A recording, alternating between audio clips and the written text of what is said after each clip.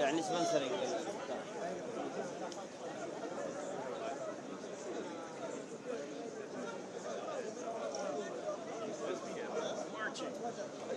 Or like a natural strategy, I think there was one or two, but that's like really limited.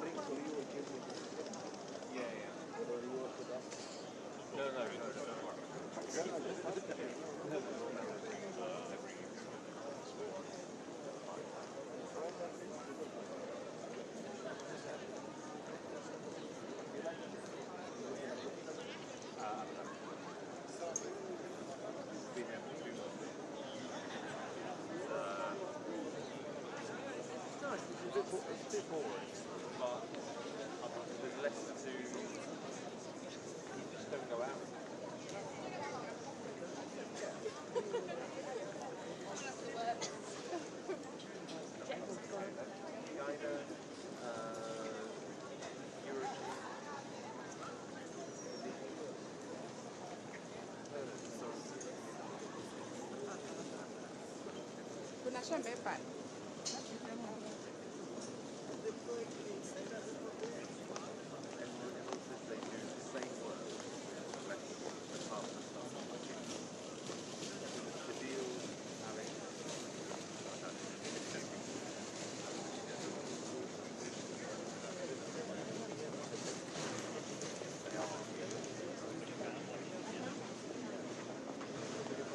Да, потому что всегда пресс вообще не было.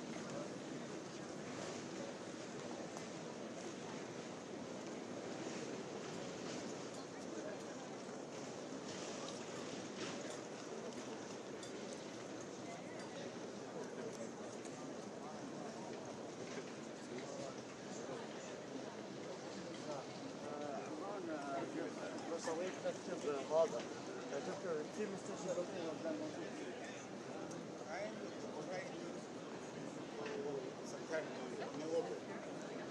payback, and it is made Paris Club. Yeah.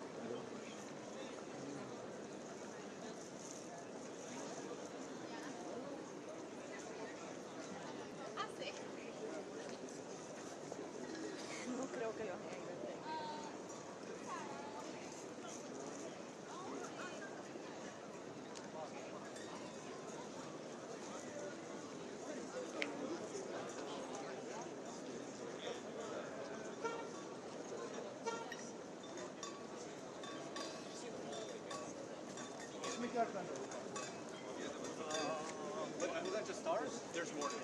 Like in terms of the event.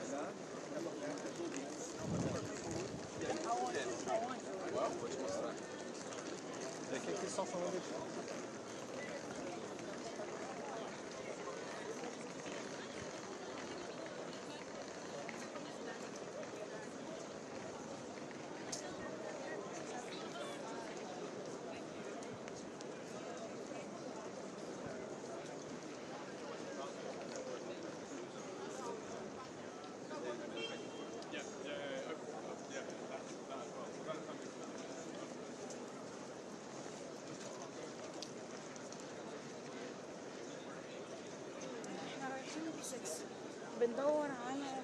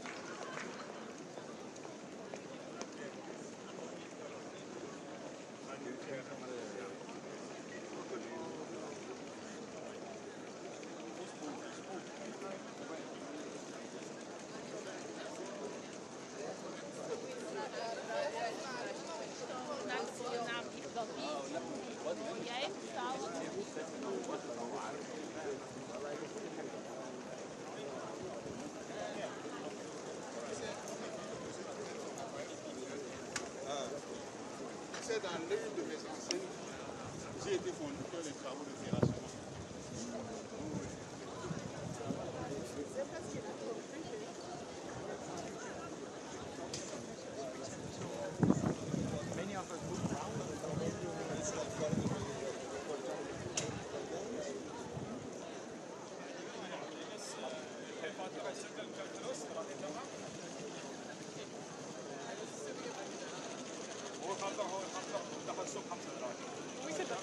Yeah.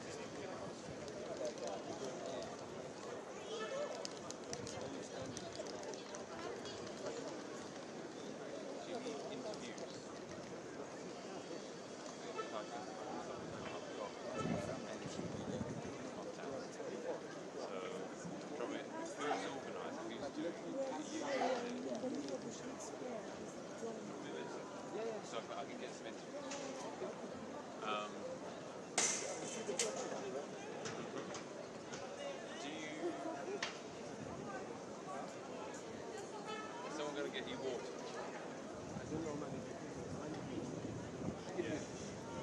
I'll go and have a look. really appreciate it. حبيبي.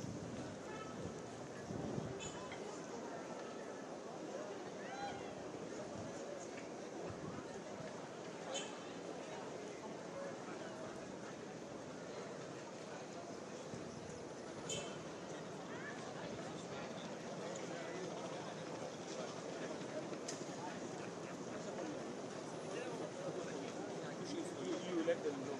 Just know that.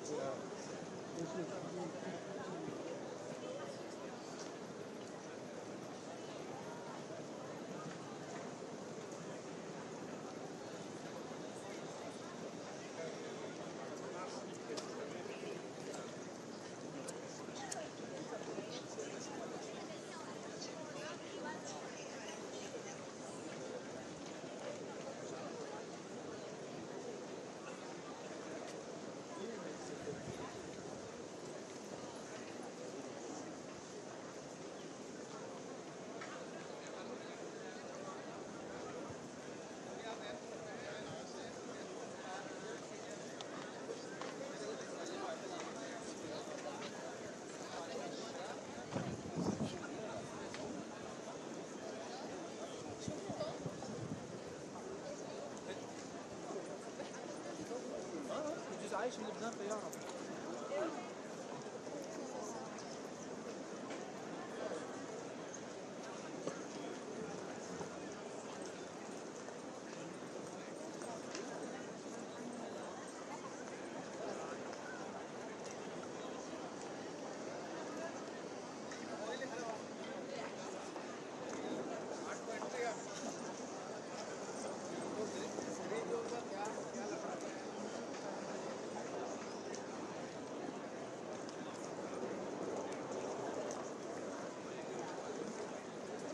কি করছি যদি তোমাকে বলছি পয়সা দিতে মানে এটা পড়োশির জন্য চিন্তা করছি বলছি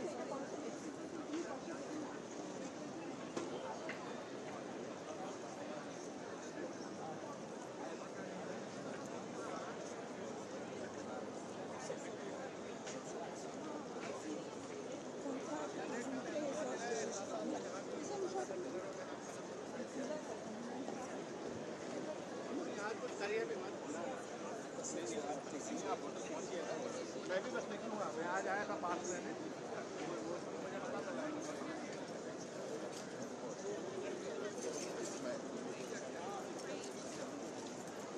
هلا كيف الحال؟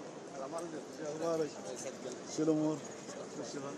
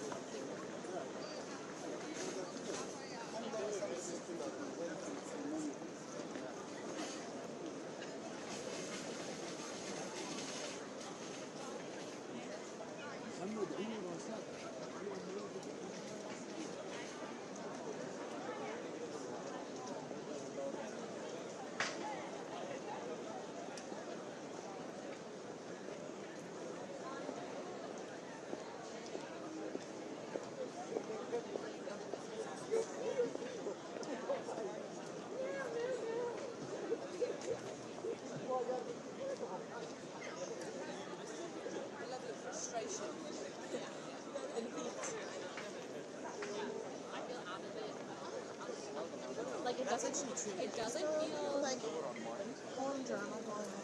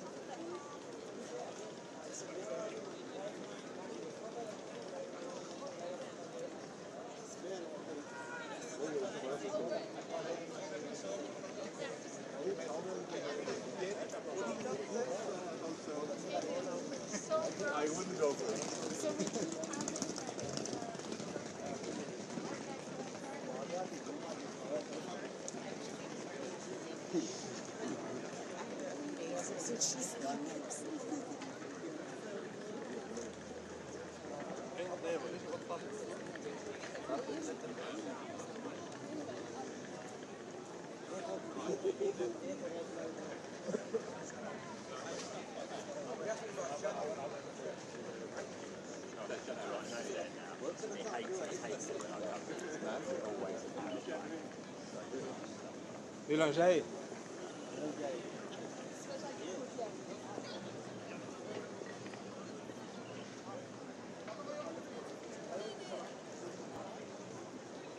지금 하고 있습니다. 저희 지금 지사님 면담 중이셔가지고 여기서 2명 빠져서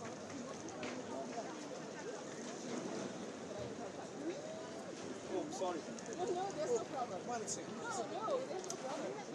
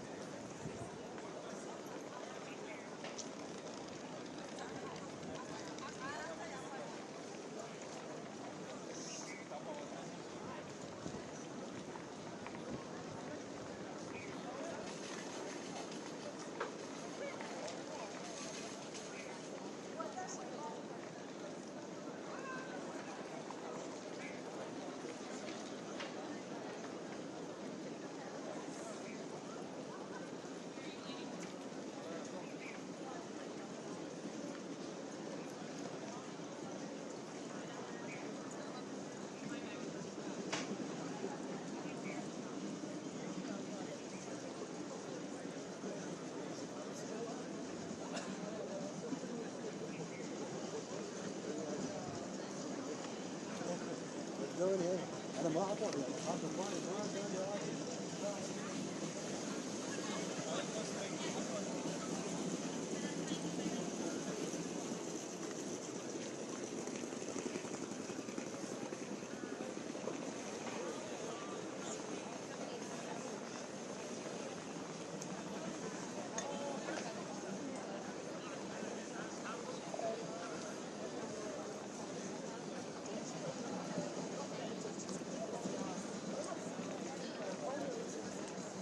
هاي كيف حالك؟ من أي قناة ما شاء الله؟ كويسة.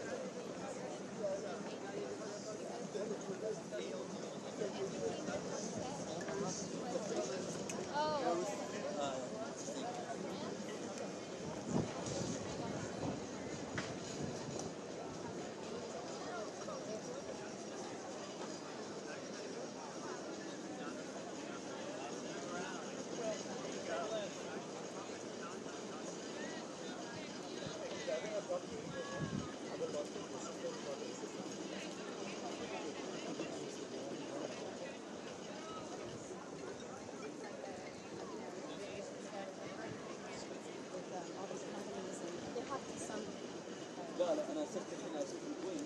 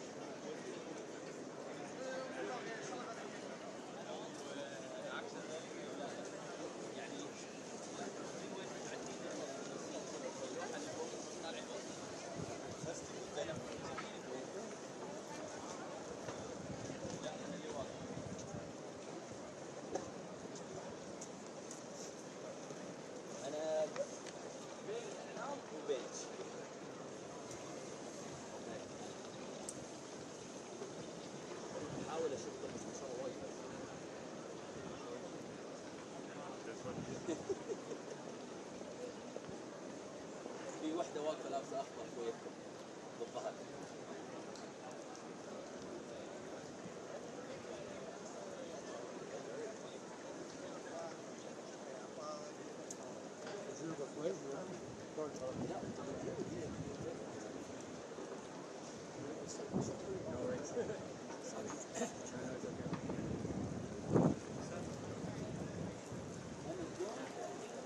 شفت الناس فوق فوق السطح هون بيطلعوا معهم يغنوا في الماء. هيك شفت في accommodation.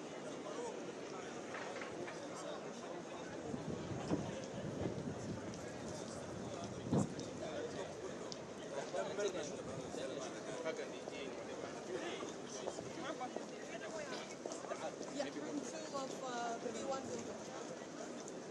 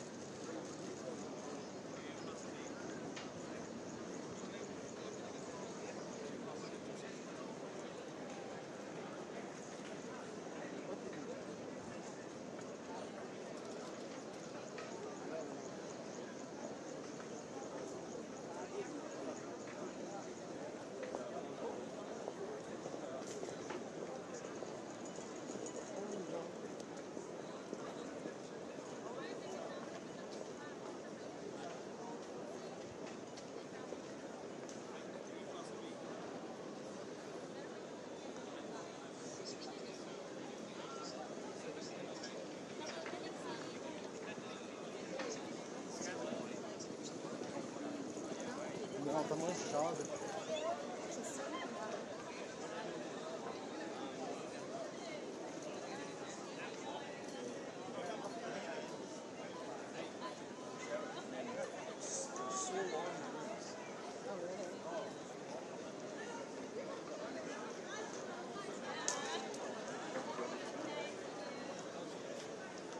I think this song is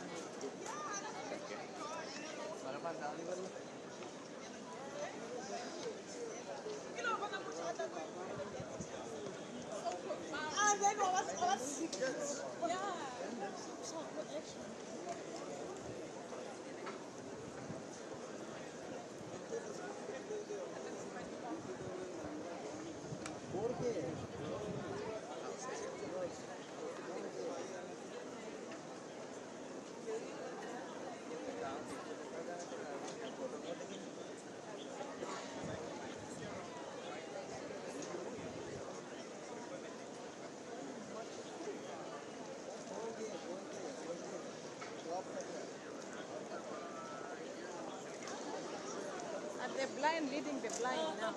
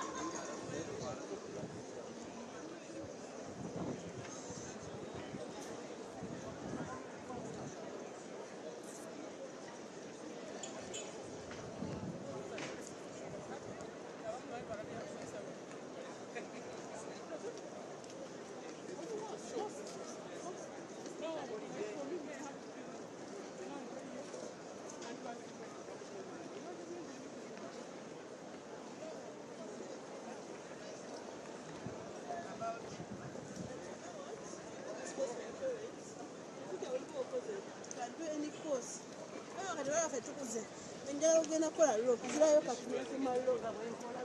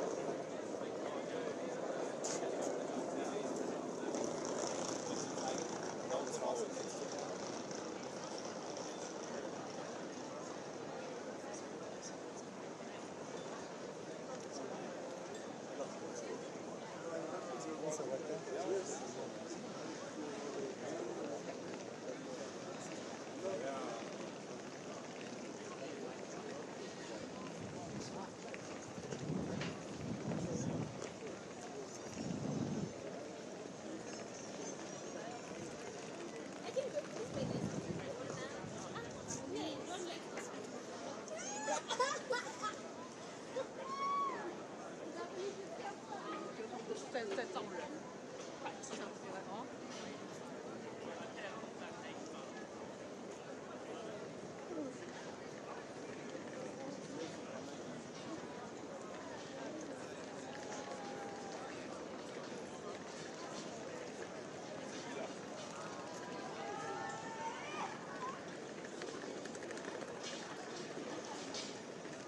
前面又是万国旗。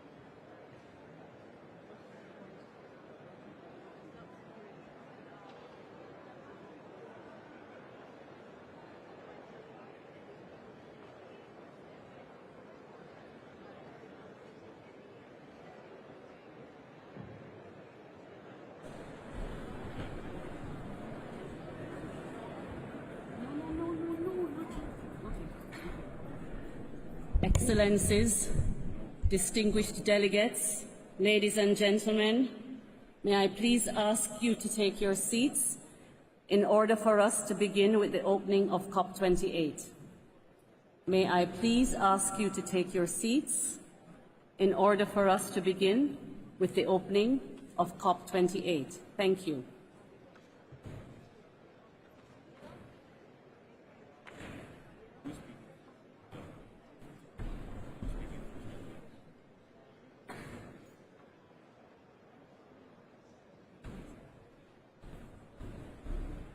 Historique.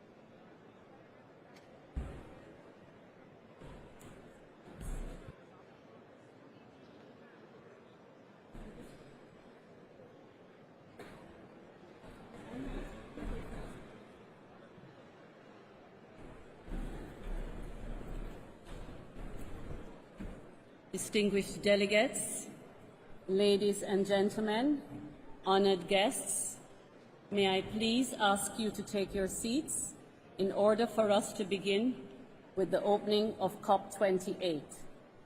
May I please ask you to take your seats in order for us to begin with the opening of COP28. Thank you.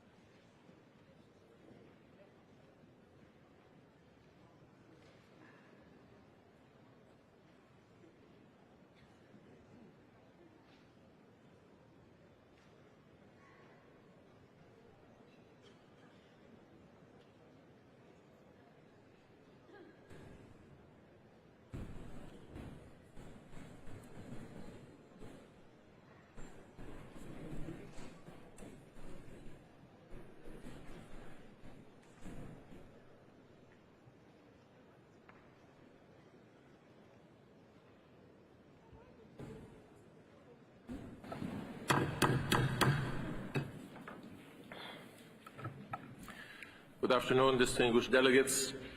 It gives me great pleasure to declare open the 28th session of the Conference of the Parties to the United Nations Framework Convention on Climate Change. Before we formally turn to our agenda, please join me in reflecting on the life and work of two esteemed colleagues of our process who we have lost recently. Pete Betts from the United Kingdom, Salimullah Haq from Bangladesh. Pete was a UK civil servant and veteran climate negotiator who helped deliver the Paris Agreement as the EU's lead negotiator. Over the years, he played a pivotal role in raising global climate ambition. Pete will be fondly remembered for his exceptional ability to build bridges, for his sense of humor, and for his kindness. Salimullah al-Haq was an eminent climate scientist who was recognized by the scientific journal Nature as one of the top 10 scientists in the world. He dedicated his professional career to give voice to those most impacted by climate change and was a member of countless climate negotiators and scientists from the least developed countries who went through his negotiator training workshops. He will be fondly remembered for his endearing smile and his calm yet fierce determination. Please stand for a moment of silence in memory of Pete and Salimullah Haq, as well as all civilians who have perished during the current conflict in Gaza.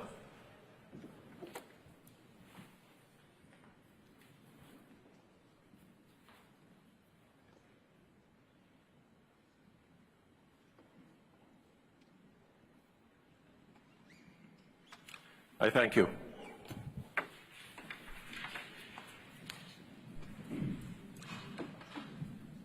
I understand that due to the close relationship with Pete and Salimullah Haq, the United Kingdom, the European Union, Bangladesh, and the least developed countries would like to pay tributes.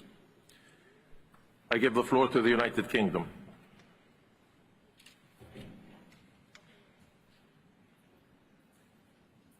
Thank you, Mr. President.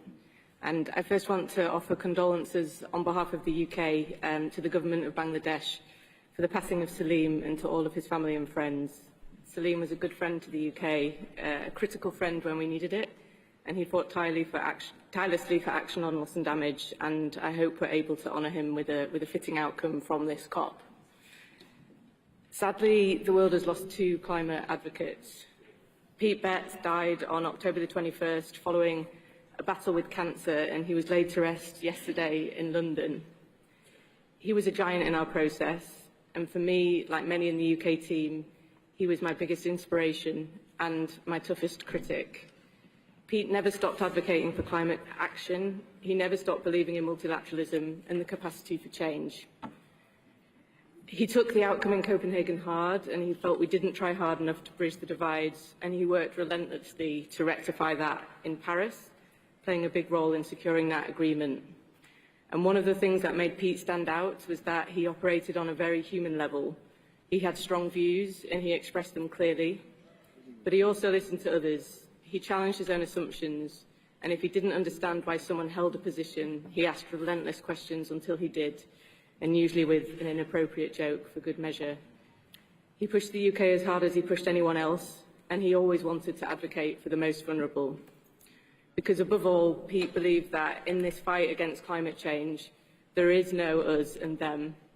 We win together or we lose together, and I hope we can carry that spirit into this COP. Pete has been the heart and soul of the UK team for many years, and we will carry his values with us. But his impact was so much wider. Pete often said that his biggest achievement was founding the Cartagena Dialogue, which is a group of negotiators from the developed and developing world who come together to understand positions and advocate for action. Negotiators from the Cartagena Dialogue have made a statement to remember Pete and to reflect on the need for togetherness at COP28, which we'll send to the Secretariat and others will speak to. Finally, Pete was proud, he was extremely proud to be an EU lead negotiator and to speak on behalf of so many countries, and he held the EU team incredibly close to his heart, even after the UK had left. So I'd like to pass over to our friends in the European Union to say a few words. Thank you. Thank you. I give the floor to the European Union, to Spain on behalf of the European Union. Thank you very much, Mr. President and colleagues. On behalf of the European Union and its 27 member states, and on behalf of the hundreds of Pete's colleagues who worked with him as part of Team EU, we would like to join the United Kingdom in marking his passing, as well as Salim's passing, with gratitude, respect, and sadness. Thank you for providing this moment for us to reflect on his passing and on Salim's. I thank you. I give the floor to Bangladesh.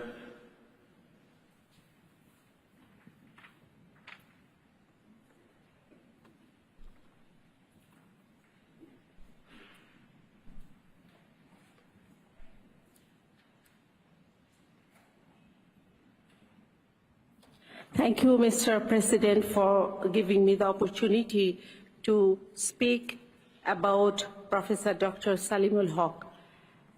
He was an outstanding and very well-spoken gentleman, loved by all.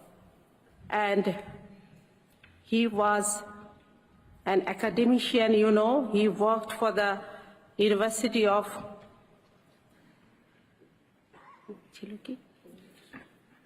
Independent University of Bangladesh, and he established one department to study tertiary level education for environment and climate change, and establish one center dedicatedly for climate change. And we are very happy and proud that he was a Bangladeshi. His voice was not only for Bangladesh, it's for vulnerable of the planet. And especially we would recall that his contribution in the climate change movement to establish the loss and damage concept and the fund.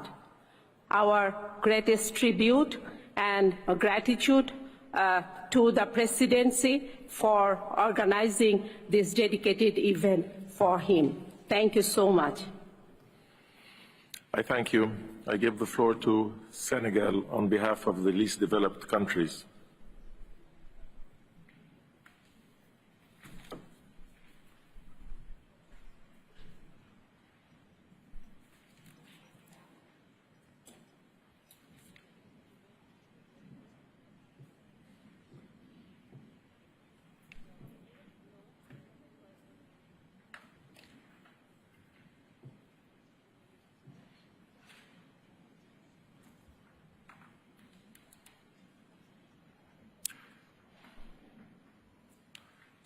The delegation of Senegal.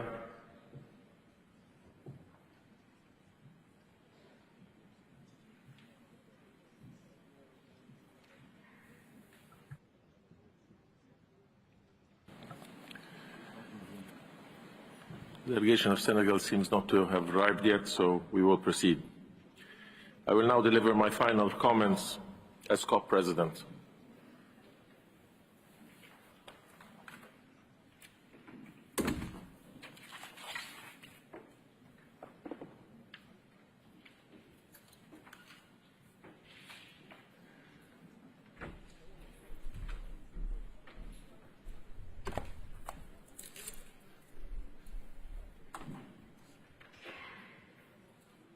Your Excellencies, distinguished colleagues, Your Excellency Dr. Sultan Al-Jaber, COP President-designate, let me at the outset express my sincere thanks and gratitude for the support I received from all of you in performing my duties as COP President, be it during the build-up for COP27, at the conference in Sharm el-Sheikh, or throughout the year that ensued.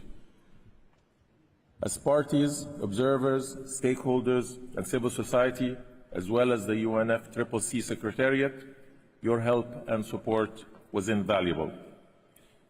As you all know, COP27 convened at a difficult time in the midst of a challenging international context, as the world continued to recover from the impacts of COVID-19, as well as face the compound ramifications of the war in Ukraine. Nevertheless, COP27 turned out as yet another moment where our commitment to a greater cause prevailed, a landmark in our collective progress to ensure inclusive and effective global climate action. Building on previous COPs, COP27 succeeded in delivering a number of much-needed and long-awaited elements to the global climate agenda. Together for Implementation was not just a slogan at COP27, but rather a timely call to move from setting rules, frameworks, and commitments to a clear focus on the tangible implementation of these commitments on the ground. A call which we heeded together by establishing the loss and damage funding arrangements, including the fund, launching the Just Transition Work Programme, and agreeing on the Mitigation Work Programme. We showcased an unwavering commitment to enhancing global climate action during this critical decade. By voicing a resounding call for the reform of international financial institutions, highlighting renewable energy as a pathway for the future, championing the adaptation agenda through the work of the Marrakesh Partnership, and agreeing on unprecedented outcomes on water, oceans, and forests, we at COP27 ushered in a new age of implementation in our relentless fight against climate change. Colleagues, as we highlight the achievements of COP27, we also need a frank assessment of where we stand in relation to our collective ambitions, to the stark realities of science, and to the echoing voices of impacted communities across the globe. A quick realities check in this regard should be of concern to all of us for a number of reasons. First, because most of what we bring forward as tangible solutions and actionable commitments is based on speculation or well wishes at most. That we will be able to deliver our NDCs conditional and unconditional, that developed countries will deliver the 100 billion goal, that the loss and damage fund established in Sharm el-Sheikh will be replenished in billions of dollars, that international financial institutions will be reformed to deliver all the support required, and that the private sector, altogether with Article 2.1.c of the Paris Agreement, is the silver bullet that will unlock the flows of appropriate finance to developing countries. These are all mere assumptions with no evident proof in reality. Second, rather than increasing climate finance from developed countries, actually it's decreasing in relation to the growing needs and the increasing cost of finance in developing countries. The Green Climate Fund and the Adaptation Fund are but two examples of this worrying trend of decreased financial flows. Third, the expansion of fossil fuel exploration and production, in particular of coal, in countries that previously committed to substantially phase down or in some instances completely phase out coal. Another worrying sign is the increased gap in renewable energy expansion and availability, and the temptation of resorting to unilateral measures, either through incentives or taxes, shifting fair competition and jeopardizing multilateralism and hard-earned gains in developing nations. Colleagues, these are all worrying signs that we need to take seriously, as they not only erode trust in the global climate regime, but also have deep impacts and severe consequences on our ability to achieve the goals of the Paris Agreement. And while the outcomes delivered in Sharm el-Sheikh do take us a step further in the right direction, these worrying signs need to be addressed immediately and effectively if we are to remain on the right side of history and to ensure that our collective efforts are not in vain.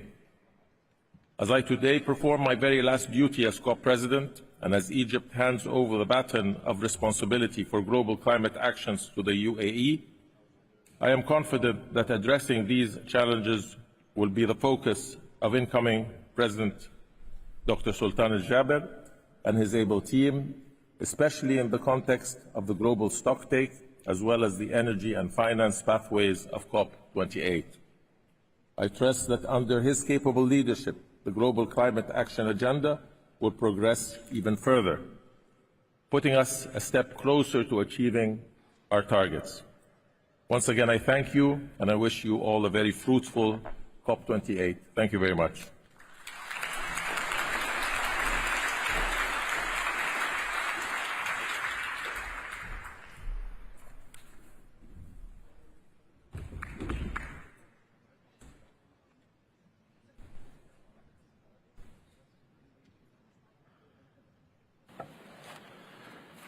Distinguished delegates, I would like to invite you to turn to sub-item 2A of the provisional agenda for the session, entitled Election of the President of the Conference of the Parties at its 28th session. In accordance with Rule 22, Paragraph 1 of the Draft Rules of Procedure being applied, the office of the President of the Conference of the Parties is subject to rotation among the 5 regional groups. We now continue the cycle with a President from the Asia-Pacific states. It gives me great pleasure to propose that the conference elect by acclamation His Excellency Dr. Sultan Ahmed al-Jaber, who will serve as President of the conference at its 28th session.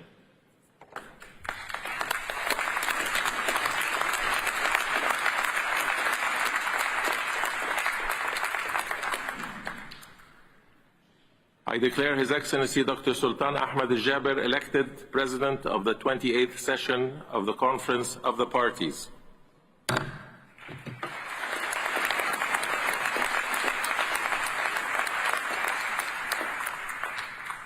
I congratulate His Excellency Dr. Sultan Ahmed al-Jaber on his election and wish him every success in guiding the work of the conference.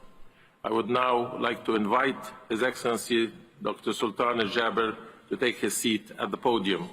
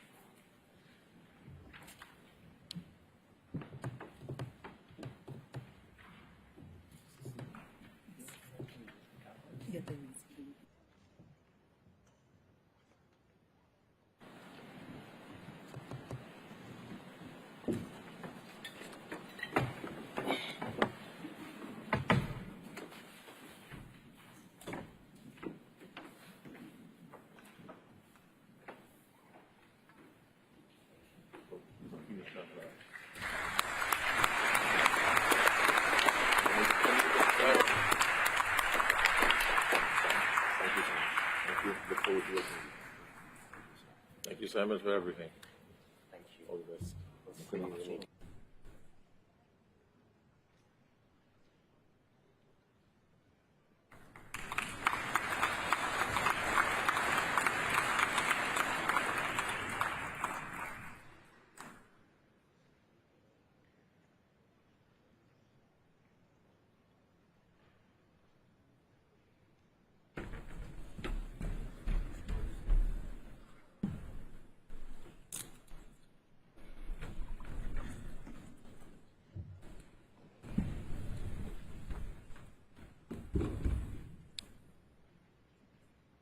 بسم الله الرحمن الرحيم.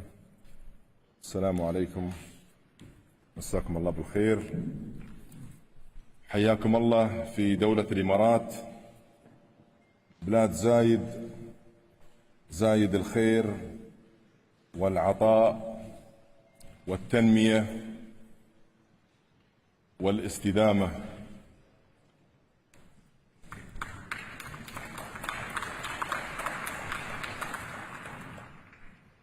Excellencies, dear friends, colleagues, members of every delegation, it is an honor to be with you today. And I am so glad that this day has finally arrived. And as my first official act as COP President, allow me to express my gratitude to my very dear friend, Sameh Shukri. Your Excellency, you have led this conference with vision, purpose, and integrity. We are indebted to you for your service, your accomplishments, and your commitment to climate progress. And allow me to also extend my gratitude to every person in this room. We come from different nations, different backgrounds, and different generations. Yet, we share something vital. At some point in each of our lives, we all made a choice to help carry the burden of a great responsibility, to raise our hands and bear some portion of the weight on our shoulder. That choice is why we are all here in the United Arab Emirates today. The UAE is deeply proud and humbled to be hosting COP28 at a pivotal time in this critical decade for climate action. We know, as you know, the gravity of this moment. We feel, as you feel, the urgency of this work. And we see, as you see, that the world has reached a crossroads. And yes, since Paris, we have made some progress. But we also know that the road we have been on will not get us to our destination in time. The science has spoken. It has been loud and clear. It has confirmed that the moment is now to find a new road, a road wide enough for all of us, free of the obstacles and the detours of the past. That new road starts with a decision on the global stocktake, a decision that is ambitious, corrects course, and accelerates action to 2030. Through the global stocktake, we have a chance to unite the three core elements of the climate agenda. We can finally bring mitigation, adaptation, and means of implementation, which includes finance, under one umbrella, united around higher ambition, giving clear direction on nationally determined contributions, and connecting everything we agree here to practical action in the real world. Every nation, every sector, and every one of us has an urgent and an immediate role to play.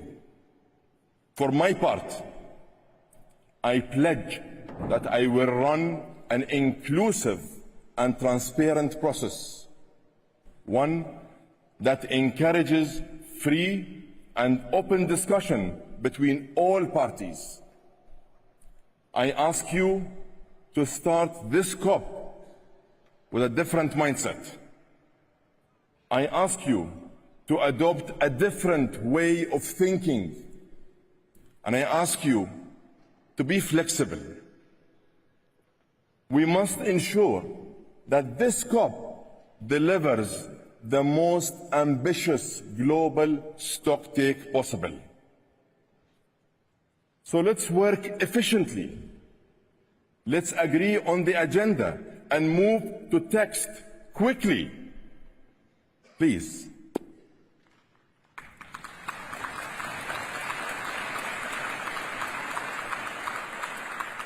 We have no time to waste. Friends, I believe that the United Arab Emirates reflects the spirit we need at this COP. My country is only 2 years older than me. And that makes it a young country, in fact, a very young country. It is a nation that rose up from the desert through the vision and foresight of our late founding father, Sheikh Zayed bin Sultan Al Nahyan, and the conviction and aspiration he passed on to the generations that followed. And now, 52 years later, just look around. We may be a young nation, but we have big ambitions and hold fast to principles like collaboration, optimism, true partnership, determination, and commitment. These are the ingredients that make up the DNA of the United Arab Emirates. And it's these core values of trust, purpose, partnership, and pragmatism that I believe must define the DNA of COP28. That means it is essential that no issue is left off the table. And yes, as I have been saying, we must look for ways and ensure the inclusion of the role of fossil fuels. I know there are strong views about the idea of including language on fossil fuels and renewables in the negotiated text. We collectively have the power to do something unprecedented. In fact, we have no choice but to go the very unconventional way. I ask you all to work together. Be flexible. Find common ground. Come forward with solutions and achieve consensus. And never lose sight of our North Star of 1.5. Because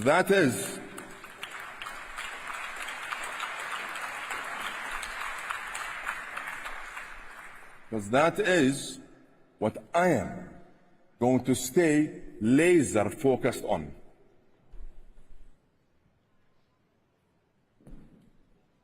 Excellencies, dear friends, we all know that a key success factor across climate agenda is finance. And for too long, finance has not been available, accessible, or affordable. This presidency is committed to unlocking finance to ensure that the Global South does not have to choose between development and climate action.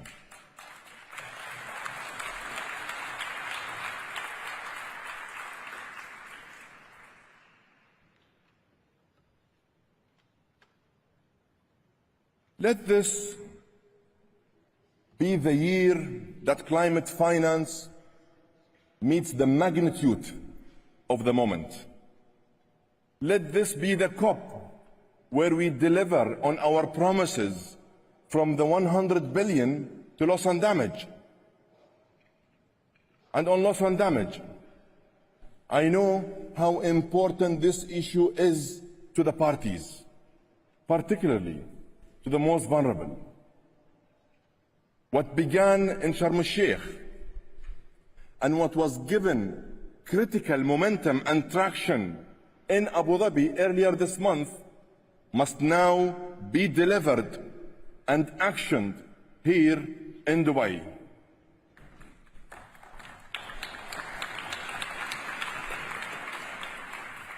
And allow me here to pause for a moment to honor the memory of our distinguished colleague and my dear friend, Salim al-Haq.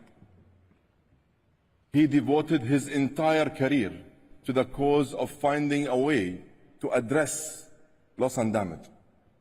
And I personally benefited from his advice and his experience, particularly on the imperative to shift the world's focus to the needs of adaptation.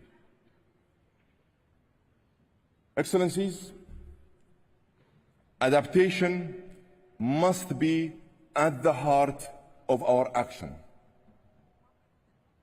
We must bridge the finance gap and agree on a robust framework for the global goal. Let's put nature, lives, and livelihoods at the core of our national plans. Let's finally face the issues that are critical to adaptation, like water, food, agriculture, and health. And that is why I am proud that this COP will be the first to host a climate health ministerial.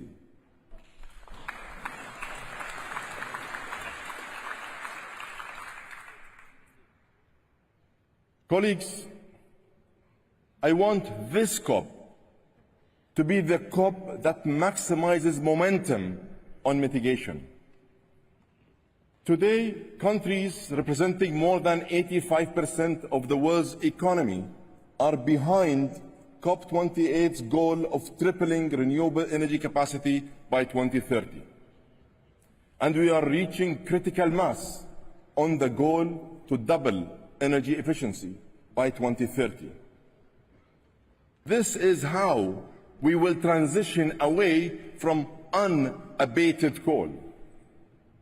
Let me also encourage countries to establish net zero methane emission targets as part of their next round of NDCs. Zeroing out methane emissions can make a huge impact in the shortest time frame. Colleagues, and let history reflect the fact that this is the presidency that made a bold choice to proactively engage with oil and gas companies. We had many hard discussions. Let me tell you, that wasn't easy. But today, many of these companies are committing to zero methane emissions by 2030 for the first time. And now, many national oil companies have adopted net zero 2050 targets for the first time. And I'm grateful that they have stepped up to join this game-changing journey. But I must say, it is not enough. And I know that they can do much more.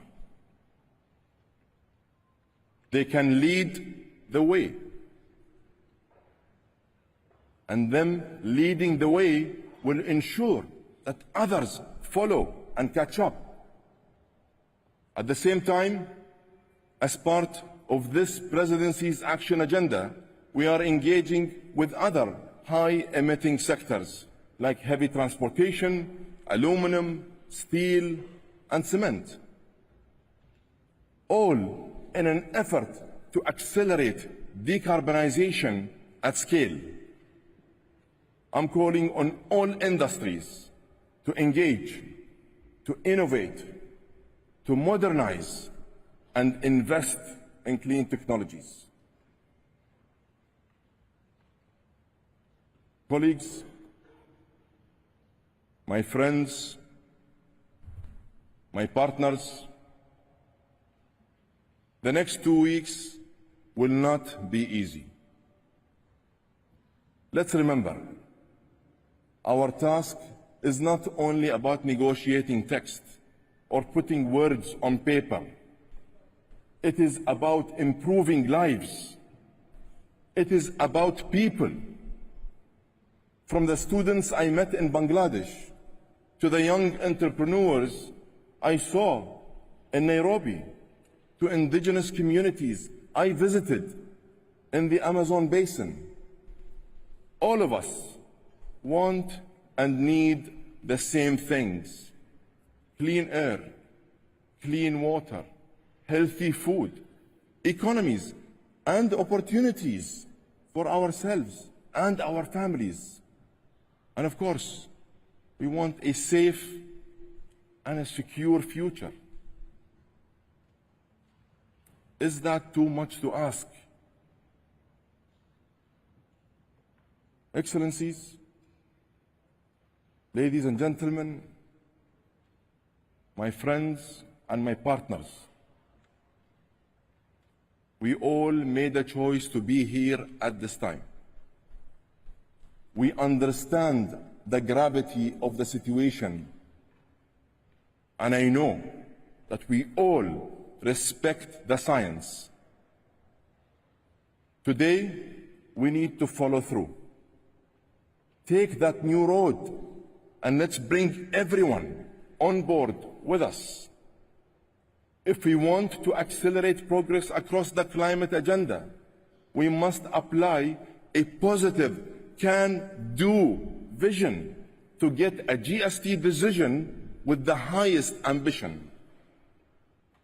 We must translate the negotiated outcomes into real results in the real world. And we must use the next 2 weeks wisely. Take a no-nonsense approach with no delays. Let's restore faith in multilateralism. Let's bring back the lost trust in multilateralism. And let's deliver some good news to the world that really needs it today. And friends, I'll be right there, at your side, every step of the way. I will roll up my own sleeves alongside you. Let's rise above our differences to make the difference for future generations. Right now, here in the United Arab Emirates, I'm calling you all to unite, to act, and to deliver. I thank you.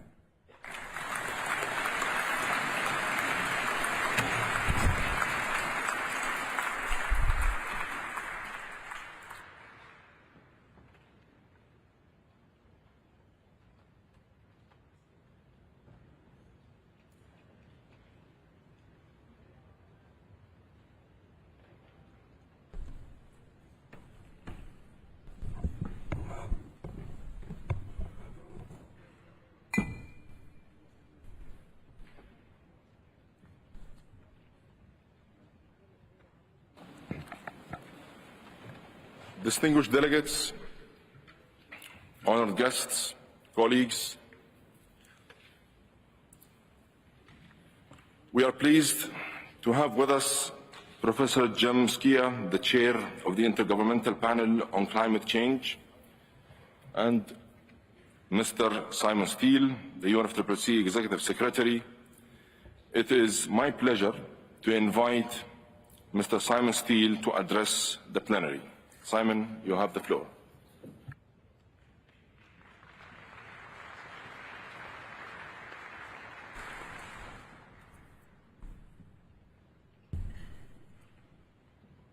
Excellencies, delegates, colleagues, ladies and gentlemen, let me first thank our Egyptian friends for their stewardship over this last year as they hand over this heavy responsibility to our Emirati colleagues.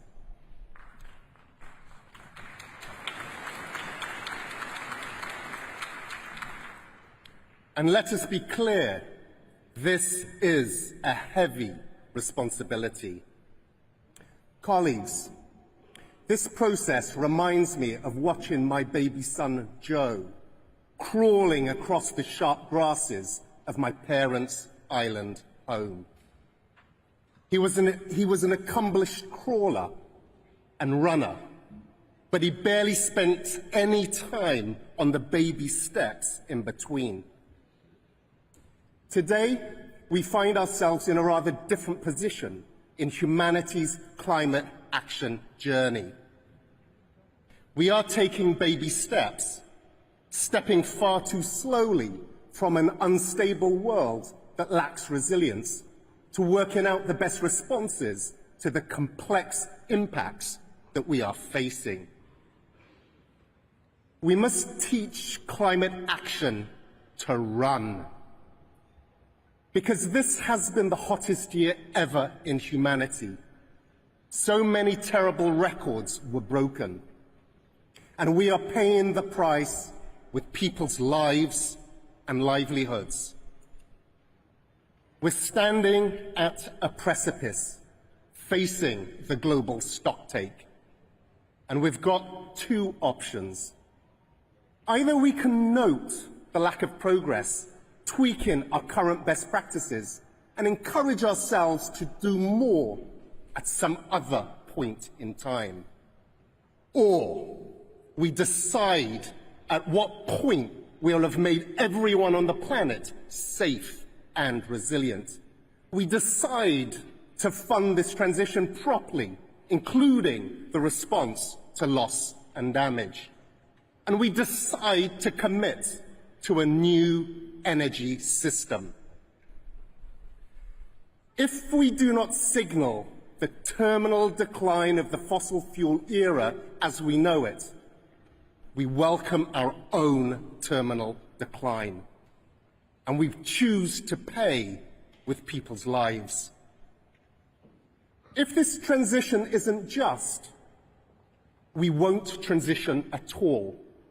And that means justice within and between countries, sharing benefits across society, ensuring that everyone, women, indigenous peoples, and youth, in all their diversity, have equal opportunities to benefit from these transitions. Last year, I said we were going to do things differently. So let me lay out that vision and what's going to happen over the next 2 years. In 2024, countries will submit their first biennial transparency report. This will mean the reality of individual progress can't be concealed. We will also see at COP29 how to finance this massive shift with the new finance goal. And let this be your first official notice that early in 2025, countries must deliver new nationally determined contributions. Please start working on them now. This takes us to COP30, where every single commitment on finance, adaptation and mitigation has to be in line with a 1.5-degree world. Science tells us we have around 6 years before we exhaust the planet's ability to cope with our emissions, before we blow through 1.5-degree limits. As a teenager, my son Joe had a wonderful phrase he would use when I asked him to do something. "I'm trying to try, Dad," he would say. Unfortunately, this does as much for delivering climate action as it does finishing your homework. It's simply not enough for us to be trying to try. And I'm not using my son as an example to suggest that it's his generation's responsibility to save us from the scourge we face. We are indebted to young people and to civil society for having pushed us this far. They're looking at us to take responsibility for speeding things up. So let's be transparent in the actions and the decisions that we take here with each other. And in that spirit, delivering on the promise I made on accountability, the UNFCCC has reformed the badging system. Every participant at this COP is already publicly listed. The whole world knows who's here. They will hold us to account on what we do or do not do.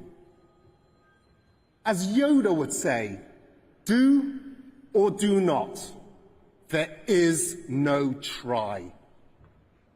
Yes, this is the biggest COP yet, but attending a COP does not tick the climate box for the year.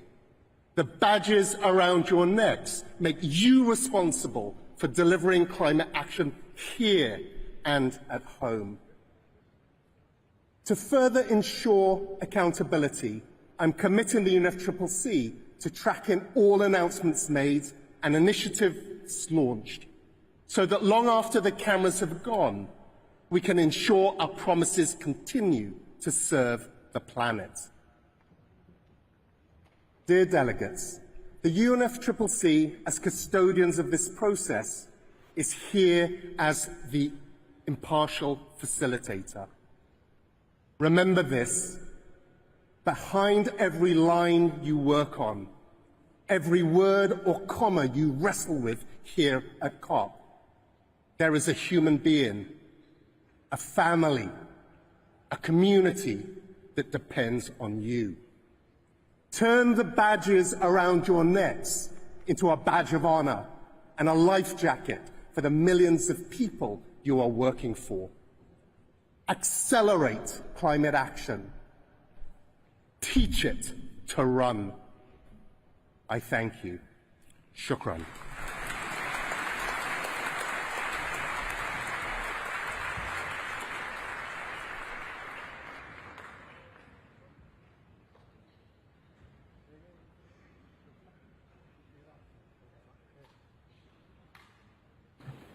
Thank you, Simon.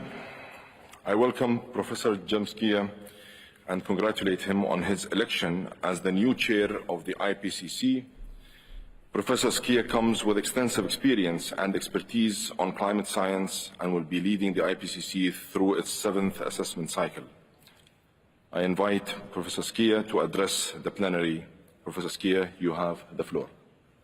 Thank you very much. Excellencies, distinguished delegates, ladies and gentlemen, I'm honoured to address the opening of COP28 on behalf of the Intergovernmental Panel on Climate Change, the IPCC, and we are thankful to the UEA government and the UNFCCC for their careful preparation of the conference and for their generous hospitality.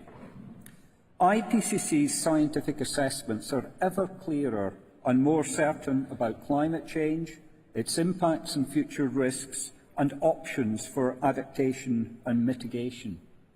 Our planet has warmed by more than 1 degree Celsius since the pre-industrial era as the result of burning fossil fuels, deforestation, and the unsustainable use of resources. Human activity has led to changes in the Earth's climate of a magnitude that are unprecedented over centuries and thousands of years. Climate impacts, some of them irreversible, are widespread, rapid and intensifying, from the poles to the tropics and from the mountains to the oceans. And without immediate and deep emission reductions across all sectors, we will not meet the goals of the Paris Agreement. The UNEP GAP report released a few days ago shows that we are headed towards global warming of 3 degrees Celsius if we carry on with our current policies. And let us not forget the gap in terms of adaptation and financing. But there are some promising signs of climate action. In some countries, there have been sustained emissions reductions, and these have helped to bend the rising trend in emissions globally. And in the past decade, there have been sustained decreases in the costs of renewable energy. Our assessments have identified multiple options to reduce greenhouse gas emissions and adapt to climate change. And these can be implemented right now, but they need to be scaled up and mainstreamed through policies and increased financing. Now, the IPCC is gearing up for its 7th assessment cycle, and in less than 2 months, our 195 member governments will take decisions on the programme of work for the rest of this decade of climate action. Our aspiration is to make effective use of the best available science to deliver focused, policy-relevant reports, and to do so in an inclusive fashion that represents all perspectives. As the chair of the IPCC, I can reassure you that the scientific community is poised, using the resources available to it, to support the outcomes of COP28 in shaping climate action based on science. But finally, let us recall, science by itself is no substitute for action. I thank you.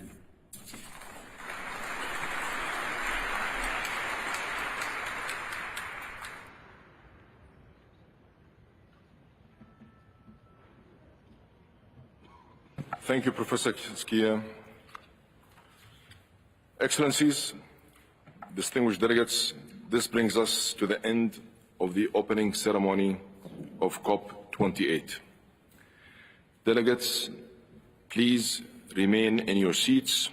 We will continue with the first plenary meeting of COP28, followed by the first plenary meeting of CMP18 and the first plenary meeting of CMA5.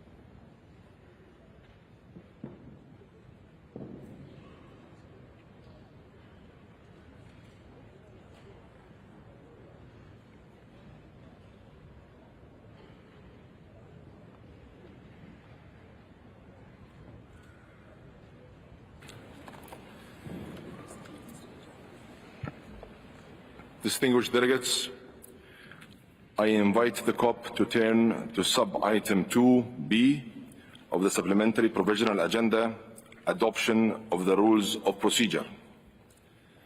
The draft rules are contained in document FCCC/CP/1996/2.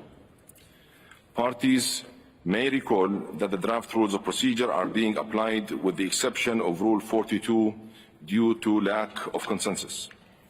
At COP27, the Presidency held consultations and reported that there continued to be no consensus on the matter and proposed that consultations continue at COP28.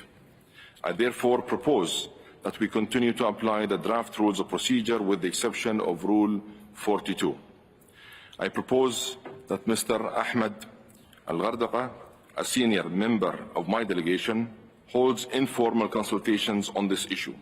I will report on the outcome of those consultations at the closing plenary meeting.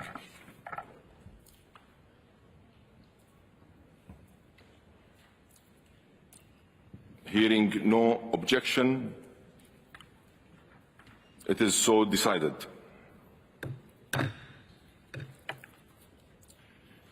I invite the COP to turn to sub-item 2C of the supplementary provisional agenda, adoption of the agenda. I would like to express my deep appreciation to all parties for their flexibility, support, and commitment to reaching agreement on the adoption of the agendas and launch of work swiftly and smoothly, and to deliver a successful and ambitious outcome of this conference. Together with the COP27 presidency and the chairs of the subsidiary bodies, we held a series of consultations and bilateral meetings with negotiating groups and parties on the adoption of the agendas of the governing and subsidiary bodies. On Monday, 27 and Wednesday, 29th of November, we also convened heads of delegation meetings on the adoption of the agendas. Throughout these consultations, parties expressed a range of views and a common desire to initiate proceedings swiftly.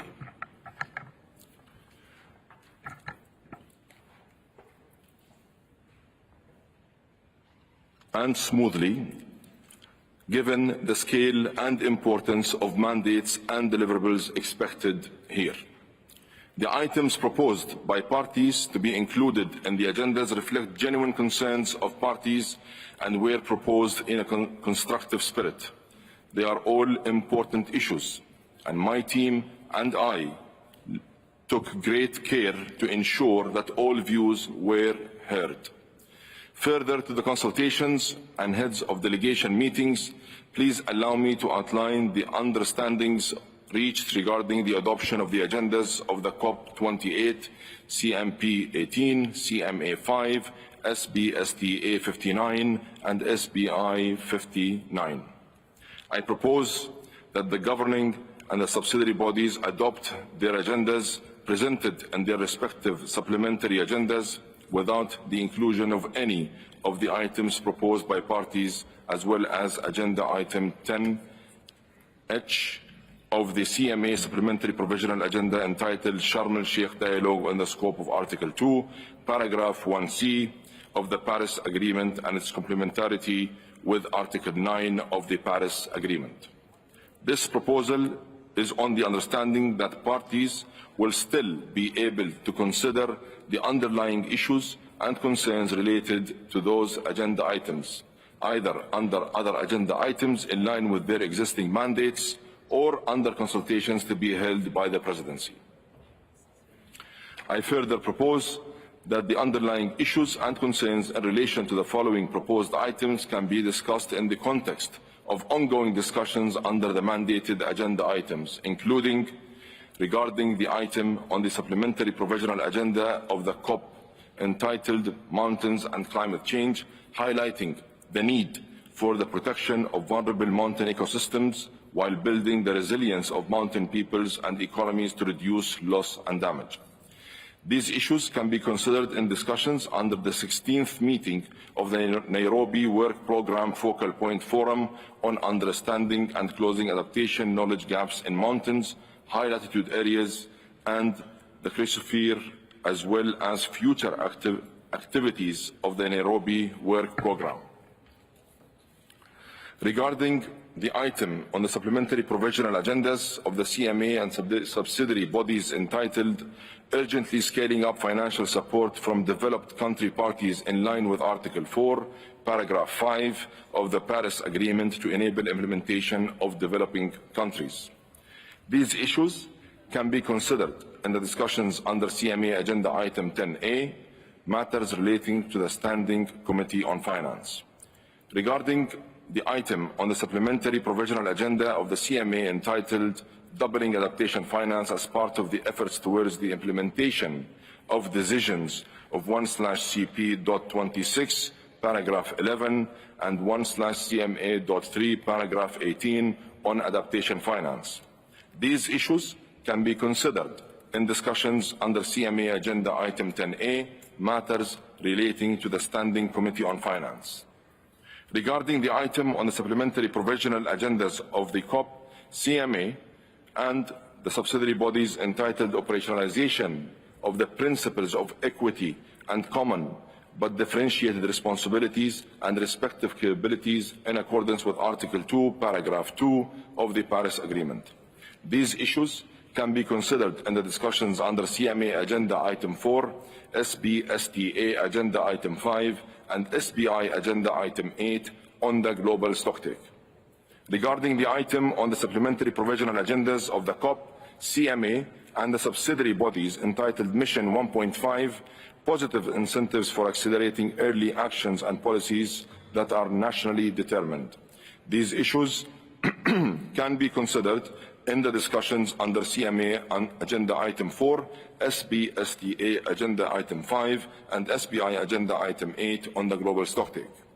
Regarding the item on the supplementary provisional agendas of the COP, CMP, CMA, and the subsidiary bodies entitled Concerns with Unilateral Trade Measures Related to Climate Change and Their Potential Adverse Impact on Equitable and Just Transitions in the Context of Sustainable Development and Efforts to Eradicate Poverty.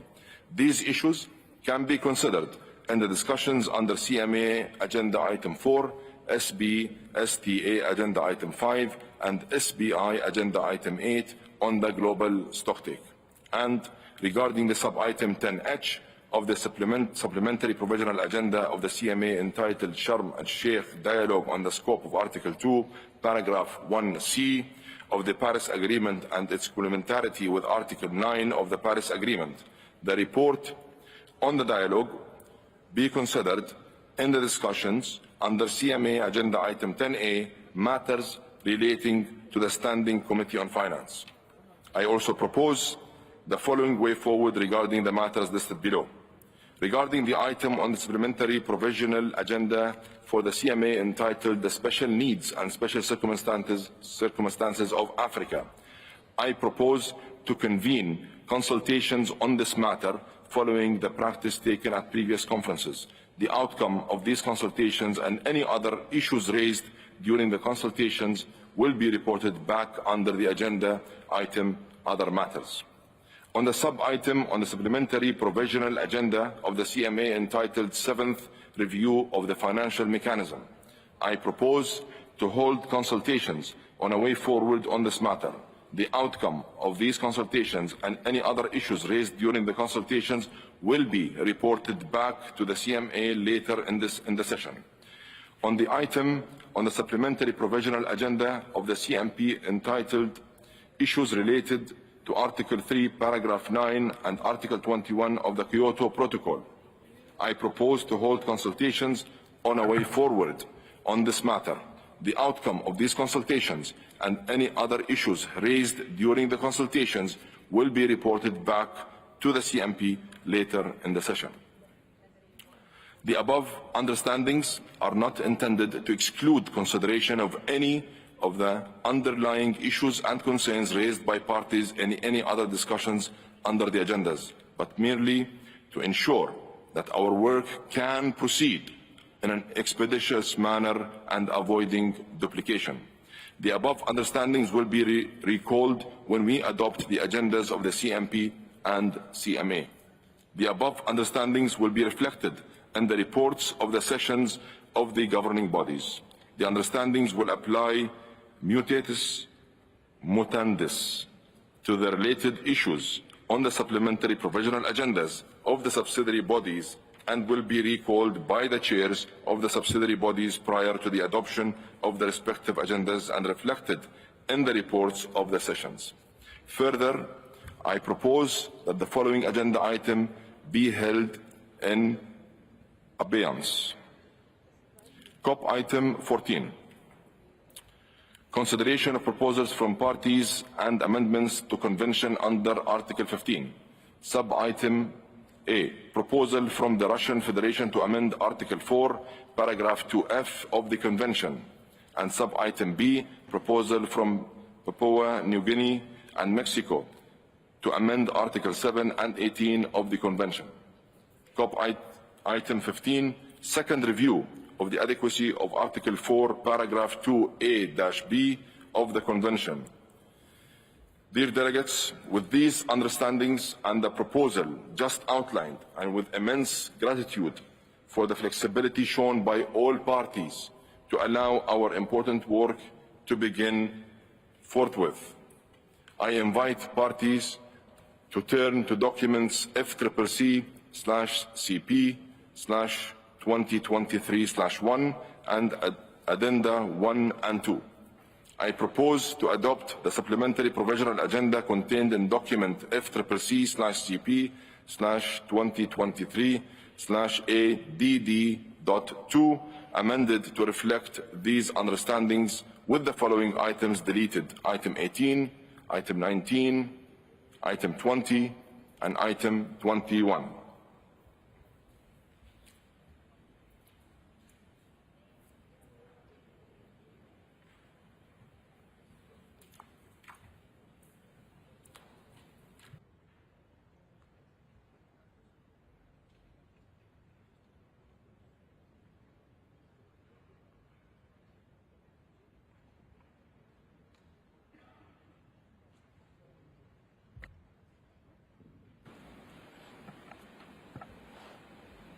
I hear no objections.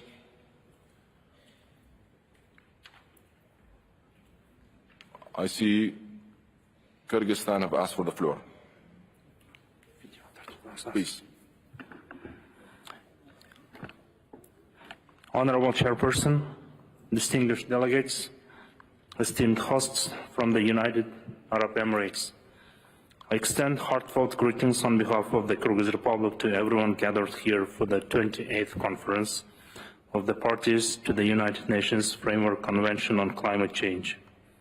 We commend the United Arab Emirates for their exceptional preparation and leadership, setting a stage that inspires progress and unity. As we convene at this crucial juncture, the gaze of the world is fixed upon us. Full with anxiety and expectations, the challenges we face are not only unparalleled, but also threaten the very fate of our survival as a species. The responsibility to act and to act decisively has never been more pressing. The Kyrgyz Republic is committed to contributing constructively to this conference and working constructively with the Presidency and all fellow national delegations. Our focus aligns with the broader global agenda, yet we bring to the table a perspective shaped by our unique geographical and environmental circumstances. In this spirit, we propose the inauguration of a new dialogue on mountain and climate to focus on the pivotal role of mountainous regions in the global climate system. This initiative is not just vital for over 1 billion people residing in these landscapes across more than 100 nations, but is essential for the planet as a whole. The health of our mountain communities is inextricably linked to the health of our global climate. As we advance through the sessions of this conference, the Kyrgyz delegation will actively seek support for this mountain climate dialogue. Our goal is not only to bring attention to this critical issue, but to foster actionable strategies and collaboration. In this regard, our country has been a consistent advocate of the agenda for integrating mountain issues into international negotiations at all levels for more than 20 years. We are grateful to all partners for their support of the initiative of the Kyrgyz Republic to adopt the resolution Sustainable Mountain Development at the 77th session of the United Nations General Assembly, within the framework of which 2023-2027 was declared the 5 years of action for the development of mountain regions. In implementation of this initiative, we look forward to the support of not only mountainous countries, but also of all other countries in the implementation of the adopted Global Action Plan under this resolution of the UN General Assembly, since mountains are water towers that provide water to around 2 billion people. Kyrgyzstan, understanding the importance of collective action, unites countries in the group of Friends of Mountain Countries and has also joined the group of Friends of Cryosphere and the Forum of Climate Vulnerable Countries, a platform that brings together countries that are most vulnerable to climate change and produce the least emissions. We call on the international community to support the efforts of mountain countries aimed at solving the climate and environmental problems of mountain ecosystems. Thank you so much.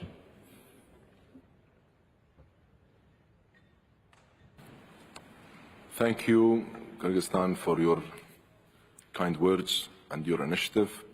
I see that Bhutan has requested the floor. Bhutan, you have the floor. Thank you, Mr. President.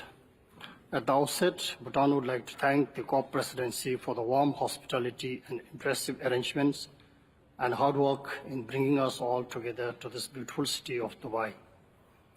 Mr. President, Bhutan strongly supports the intervention made by Kyrgyzstan on an urgent call for dialogue on mountain and climate change to be launched here at COP28. Bhutan reiterates our submissions and requests made during numerous similar consultations in previous COPs on the issue of mountain ecosystem and its inclusion in the process. There is more than adequate scientific evidence proving that fragile mountain ecosystems are extremely vulnerable to the effects of climate change. We are already witnessing irreversible damage due to the changing climate in the Himalayan mountain ecosystems and live in constant fear. In fact, during pre-COP last month, in Bhutan, there was a displacement of an iceberg causing a glacial lake outburst, knocking the side of the lake wall and releasing about 2 million cubic meters of water to rush down the valley. The IPCC report confirms that the rate of ice sheet loss increased by a factor of 4 in the last 3 decades. The unprecedented pace of glacier retreat at the global scale is more alarming in the Himalayas. Even if global warming is limited to 1.5 degrees Celsius, 1/3 of the glaciers in the Hindu Kush Himalayan region will disappear by the year 2100. And as you all know, this is the best case scenario where the world manages to limit warming to 1.5 degrees centigrade and avoid the worst impacts of climate change. The high-impact climate events are stressing vulnerable sectors such as agriculture, energy, biodiversity, forests, food security, infrastructure, public health, and development. The livelihoods of our people are at stake. The impacts of melting glaciers are not only limited to the mountainous regions, but to downstream regions. Rapid ice sheet melt could lead to catastrophic sea level rise even before the end of the century.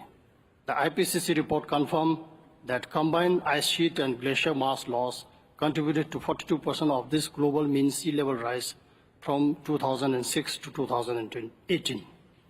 This will result in the extinction of small islands and mountain habitats. Mr. President, colleagues, I wish to emphasize that we contribute the least to climate change, but ironically hit the hardest with its impacts. The world has witnessed our leadership on the environmental fronts. For instance, Bhutan has communicated an ambitious revised NDC and reaffirmed to remain carbon neutral despite the development challenges we face. And therefore, our ask for this is only reasonable. I thank you, Mr. President. Thank you, Bhutan. I see that Guatemala has requested the floor. Guatemala, you have the floor. Guatemala tiene el honor de hacer esta intervención en nombre de los países de ILAC, Chile, Colombia, Costa Rica, Honduras, Panamá, Paraguay y Perú. Nuestra intervención se encuentra alineada con los mensajes brindados por el representante de Cuba en nombre de los países del Grupo G77 y China. Agradecemos al Gobierno de Emiratos Árabes Unidos por darnos la bienvenida en esta hermosa ciudad de Dubái y por el trabajo que la presidencia entrante de la COP28 ha llevado a cabo a lo largo de este año. Distinguidas delegaciones, tal y como lo demuestra el 6º informe de evaluación del IPCC, algunas consecuencias de los fenómenos extremos del calentamiento global son irreversibles.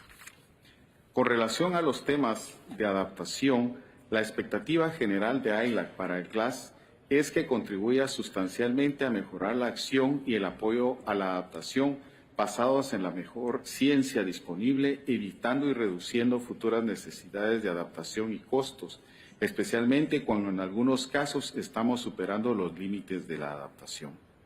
ILAC trabajará por un marco conjunto que contenga objetivos ambiciosos, metas e indicadores para el GGA a través de un enfoque estructurado bajo el programa de trabajo Glasgow Sharm el Sheikh y contribuir al balance mundial.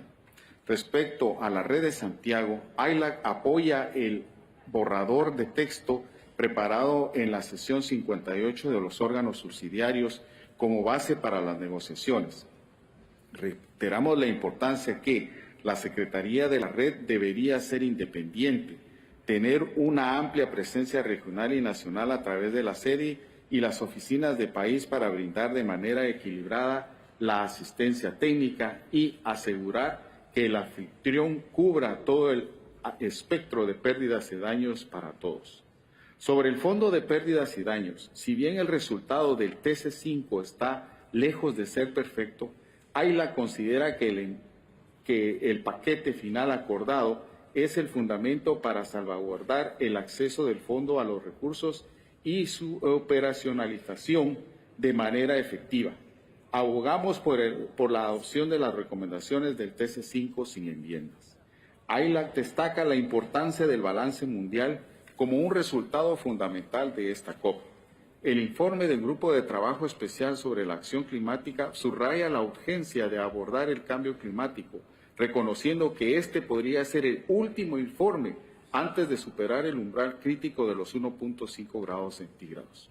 Con especial énfasis en la estrecha ventana de tiempo para aumentar la ambición y la implementación, así como evaluar desafíos y oportunidades del Acuerdo de París, con el fin de proporcionar resultados sustanciales y conclusiones claras para las partes y actores no estatales. ILAC aboga por que se consideren íntegramente los informes de síntesis del diálogo técnico, tratando de no reabrir sus conclusiones y concentrándose en los futuros pasos para la consecución de resultados. Es fundamental que el balance mundial, como base para las transformaciones a futuro y en consecuencia con el ciclo de ambición, incluya una guía en acciones y procesos que acompañe la corrección del curso que debemos implementar basados en la ciencia.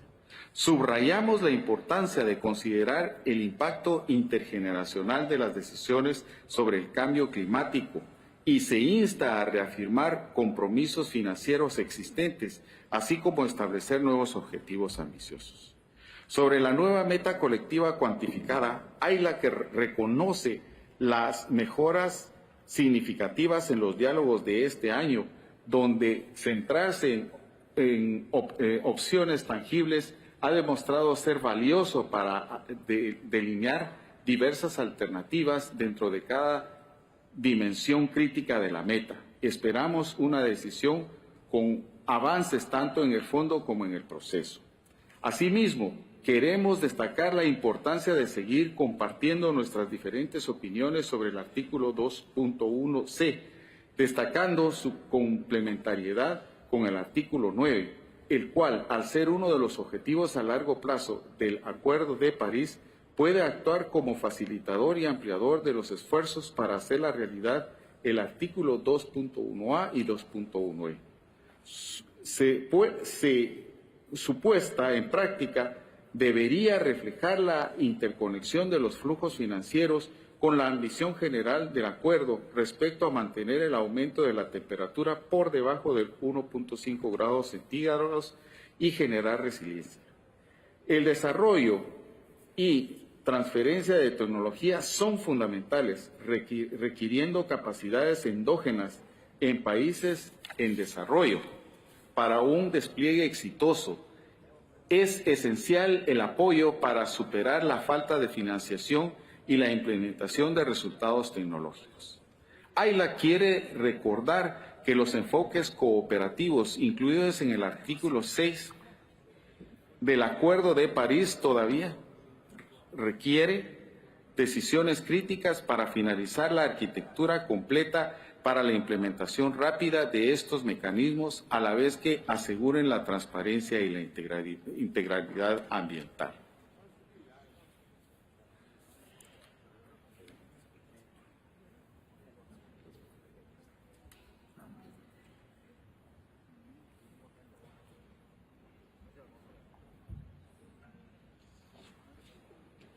Thank you, Guatemala. I appreciate and very much value your contributions. Allow me, though, just to say that, colleagues, we will have the opportunity to make our national statements later during this session. And I see no more requests, and I hear no objections.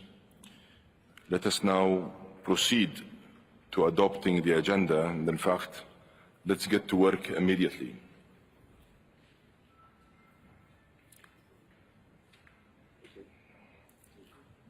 It is so decided.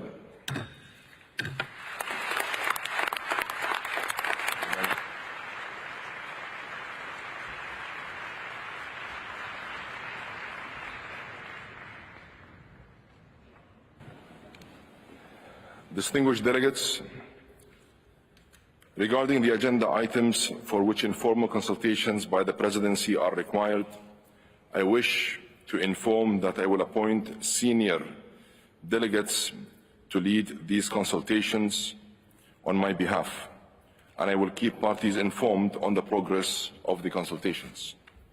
Excellencies, distinguished delegates, allow me once again to express our appreciation to everyone who contributed to the smooth and rapid adoption of the agenda. Our success in launching our work without delay sends an important message of commitment, dedication, and determination to commence our important and urgent work on all items on our agenda. All parties contributed to forging this consensus around the agenda through their flexible and constructive engagement. I invite the COP to turn to sub-item 2D of the agenda, election of officers other than the President. Mohammed Nasr from Egypt has begun consultations on the election of officers to bodies under the Convention, the Kyoto Protocol, and the Paris Agreement. I thank Ambassador Nasr for the work undertaken so far, and I propose that he continues the consultations to finalize the nominations. In accordance with established practice, confirmed nominees to the Bureau will be invited to attend meetings of the Bureau as observers until the elections have taken place. Parties will note that women currently comprise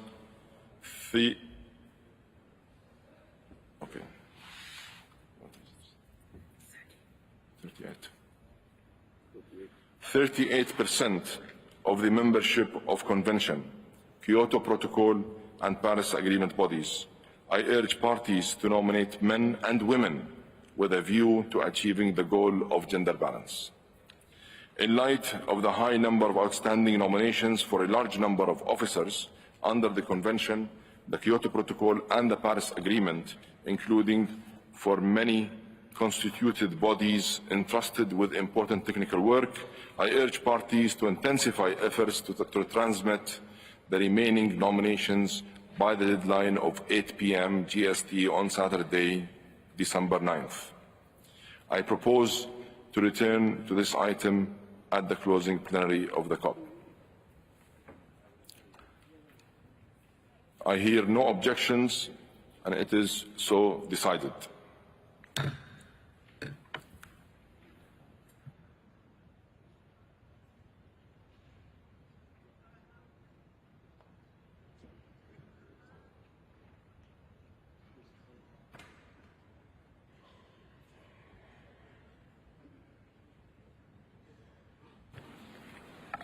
I invite the COP to turn to sub-item 2E of the agenda, admission of organizations as observers. The conference has before it document FCCP/2023/3, which includes a list of IGOs and NGOs that have expressed a wish to participate in the UNFCCC process as observers, and a list of already admitted organizations that legally changed their names due to mergers with other organizations eligible for admission. These lists were the basis on which organizations were informed of their provisional admittance status to COP28, on the understanding that the final authority to grant admission lies with the COP. In accordance with the recommendations of the Bureau on this matter, I invite the COP to admit as observers the organizations listed in document FCCP/CP/2023/3.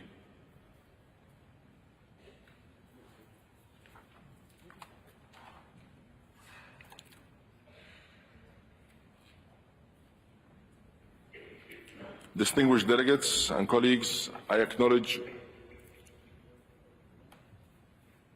that there is no request. I once again invite the COP to admit as observers the organizations listed in document FCCP/CP/2023/3, and hearing no objections, it is so decided. I invite the COP to turn to sub-item. I see Russia requesting the floor. Russia, the floor is yours. Господин председатель, Российская Федерация хотела бы сделать заявление по пункту 2И повестки дня заседания. Обращаем внимание на предоставление статуса наблюдателя при Конвенции двум якобы независимым организациям, которые в действительности управляются и финансируются правительством США. Речь идет о Национальном демократическом институте и об учрежденном Джорджем Соросом фонде «Открытое общество». Широко известно, что в их послужной список входит вмешательство во внутренние дела суверенных государств, организация общественных волнений и протестов. Считаем, что включение этих так называемых независимых НПО в состав наблюдателей направлено на политизацию климатического процесса и чревато нанесением ущерба рабочим переговорам в рамках Конвенции. Кроме того, в очередной раз отмечаем перепредставленность организаций только из определенной группы государств. Рассчитываем, что в будущем вопросу отбора наблюдателей будет уделяться больше внимания. Просим внести данное заявление в протокол заседания. Благодарю вас.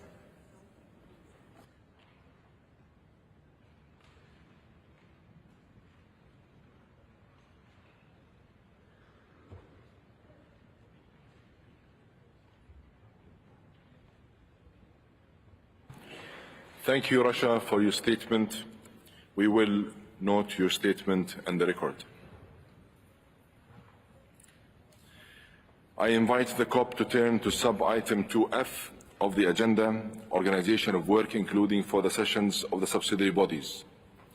Today, the governing and subsidiary bodies will convene their opening plenaries and launch work under all agenda items. Upon completion of the opening plenaries of the SBSTA and SBI, the five bodies will reconvene in a joint plenary to hear statements from groups and observer organizations.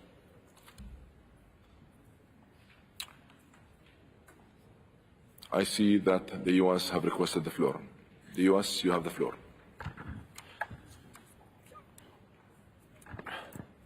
Mr. President, thank you. First of all, congratulations, and thank you for your very powerful opening comments. Let me just say very quickly, I don't want to take a lot of time on this, but the United States would like to underscore the importance of ensuring access by civil society to COP28. And we're very convinced that the meaningful participation of climate activists, human rights defenders, and other members of civil society is an indispensable element for success of this conference. So in this respect, we're very concerned about the assertion that NGOs that clearly meet the UNFCCC criteria for admission as observers should somehow not be accredited, not be permitted to be here for obviously other reasons. As the Secretariat has found, both the NGOs referenced in the previous intervention meet the criteria for the admission as observers, and there is no question that these NGOs are qualified in the matters of UN climate change regime. There is no basis for any party to question the basis for either of these two organizations' participation in our process. And if the complaining party's intervention is going to be reflected in the report of this session, the United States would request that this response also be reflected in the report. Thank you, Mr. President.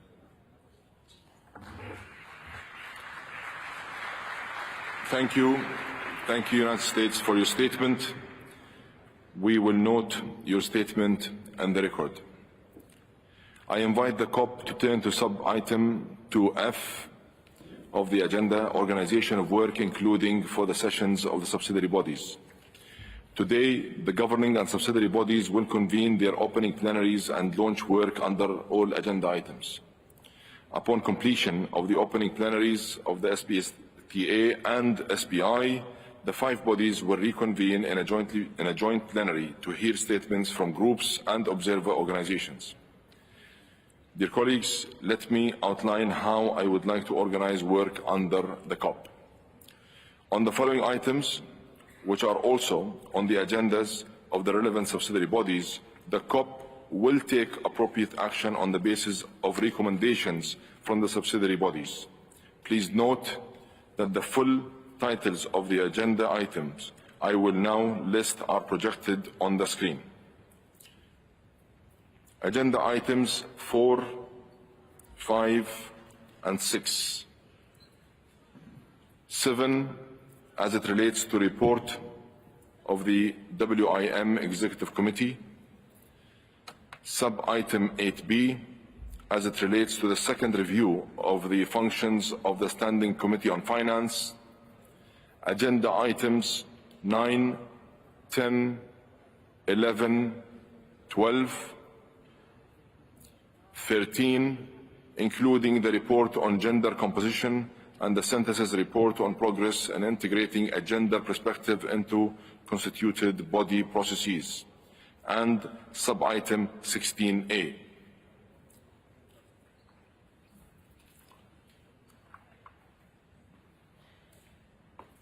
Hearing no objections, it is so decided. Colleagues, on Wednesday, December 6th, the SPSTA and the SPI will conclude their work.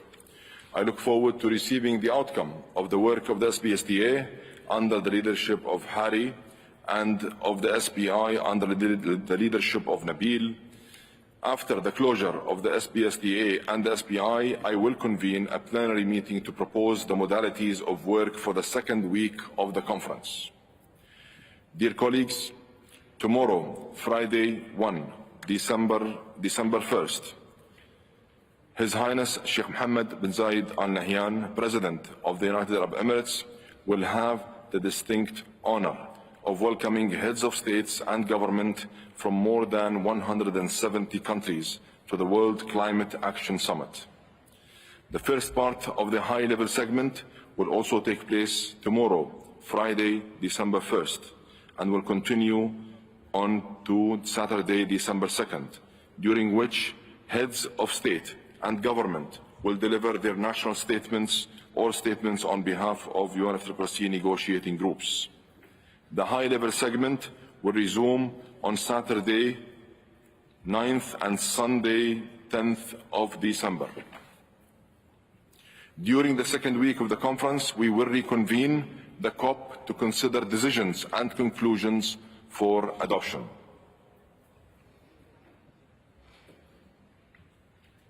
Hearing no objections, we will proceed on this basis.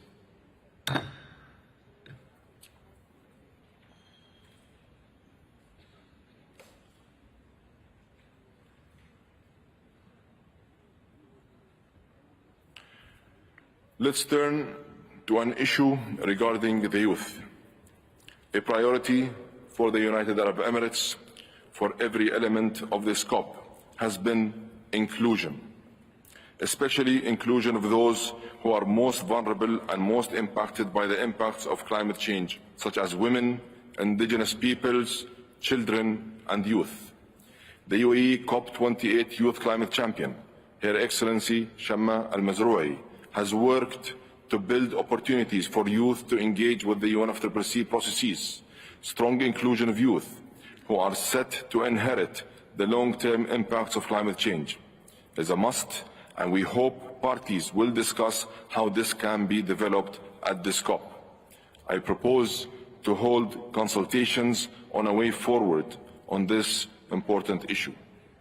I will appoint a senior member of my delegation to lead consultations on this issue.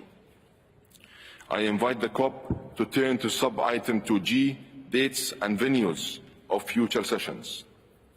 In accordance with the principle of rotation among regional groups, the President of COP29 would come from the Eastern European states, and for COP30 from the Latin American and Caribbean states. The Latin American and Caribbean states have nominated Brazil to host COP30. I encourage the Eastern European states to accelerate and finalize their consultations on this matter to ensure timely decision. I propose that Hannah Al-Hashimi, a senior member of my delegation, conduct consultations on my behalf with a view to proposing a draft decision on this matter for adoption by the COP. Hearing no objection, it is so decided. I invite the COP to turn to agenda item 7, Warsaw International Mechanism for Loss and Damage Associated with Climate Change Impacts. The COP is invited to consider the matter of its authority over and guidance to the WIM, including its executive committee. I propose a senior member of my delegation to undertake consultations on this matter. Hearing no objections, it is so decided. I invite the COP to turn to agenda item 8, matters relating to finance, including sub-items A to G. For sub-item 8A, the COP is invited to continue discussions on long-term finance. It is also invited to consider the summary of the deliberations at the 5th High-Level Ministerial Dialogue on Climate Finance on the progress and fulfillment of the goal of mobilizing jointly the $100 billion per year by 2020, convened at COP27, and to take any action it deems appropriate. I propose to establish a contact group co-chaired by Carlos Fuller from Belize and Gard Lindes from Norway for consideration of matters under this subcommittee, under this sub-item. I would like now to invite the representatives of Germany and Canada to report on the progress and fulfillment of the goal mobilizing jointly the $100 billion per year by 2020. Germany, you have the floor. Thank you, Mr. President, COP President, Excellencies, distinguished colleagues.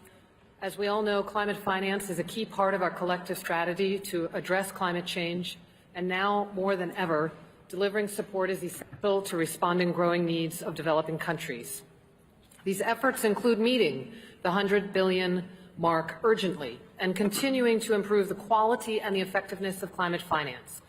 I am here to briefly report back on the work that my colleague, Minister Stephen Guilbeault of Canada, and I have conducted over the past months and years on the progress made to deliver on the $100 billion climate finance goal. On November 16th, the Organization for Economic Cooperation and Development published a report showing that in 2021, climate finance contributors collectively provided and mobilized $89.6 billion in climate finance. This is an important increase from 2020 and exceeds projections made by the OECD in the context of the Climate Finance Delivery Plan led by Canada and Germany. We were pleased to see the OECD Secretary General indicating that based on preliminary data for 2022, there is a likelihood that the goal was already met in 2022 and certainly was met in 2023. This is further underpinned by the good increase of the report Climate Finance by MDBs in 2022. I hand it over now to my Canadian colleague. Thank you, Mr. President. Thank you, Germany. Canada, you have the floor. Thank you, Mr. President, and thank you, Special Envoy Morgan.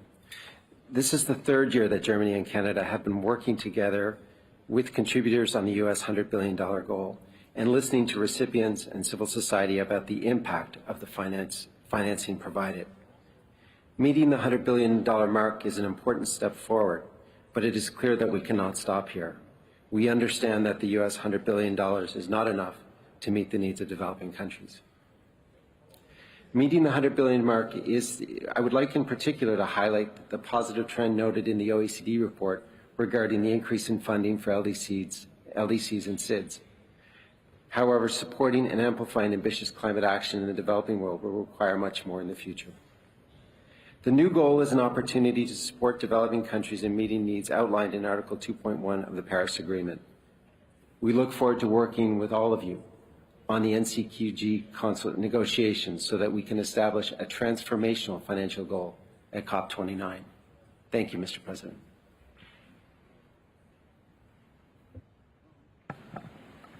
Thank you, Canada. Thank you both for these positive indications on progress on this very important issue. Regarding sub-item 8B, matters relating to the Standing Committee on Finance, the COP is invited to consider the report of the SCF and consider the recommendations of the SPI on the second review of the functions of the SCF and take any action it deems appropriate. I thank the co-chairs of the SCF, Gertrud Wolonsky from Austria and Zahir Fakr from South Africa for their leadership and work this year. I propose to establish a contact group co-chaired by Apollonia Maiola from Italy and Ali Waqas from Pakistan for consideration of matters under this sub-item. Regarding sub-item 8C, report of the Green Climate Fund to the Conference of the Parties and guidance to the Green Climate Fund, the COP is invited to provide guidance to the GCF on policies, program priorities, and eligibility criteria taking into consideration the reports of the GCF and the SCF. I thank Noman Bashir Bahati from Pakistan and Victoria Gunderson from the United States of America for their leadership as co-chairs of the GCF board and the members of the board for their hard work. I propose to establish a contact group co-chaired by Marine Lanoy from France and Richard Mayongi from Tanzania for consideration of matters under this sub-item. For sub-item 8D, report of the Global Environment Facility to the Conference of the Parties and guidance to the Global Environment Facility, the COP is invited to provide guidance to the GEF on policies, program priorities and eligibility criteria, taking into consideration reports of the GEF and the SCF. I thank the chairperson of the GEF, Carlos Manuel Rodriguez, and the GEF Secretariat for their work undertaken by the GEF. I propose to establish a contact group co-chaired by Ms. Lanoy and Mr. Mayongi for consideration of matters under this sub-item. For sub-item 8E, seventh review of the financial mechanism, the COP is invited to agree on the guidelines for the seventh review of the financial mechanism, taking into account the guidelines contained in the Annex to Decision 12/CP.22. I propose to establish a contact group co-chaired by Ricardo Marshall from Barbados and Solomon Schoenfield from the United Kingdom for consideration of matters under this sub-item. For sub-item 8F, compilation and synthesis of and summary report on the in-session workshop on biennial communications of information related to Article 9, Paragraph 5 of the Paris Agreement, the COP is invited to consider the compilation and synthesis of the second biennial communications of developed country parties and summary report of the second biennial in-session workshop and information to be provided by parties.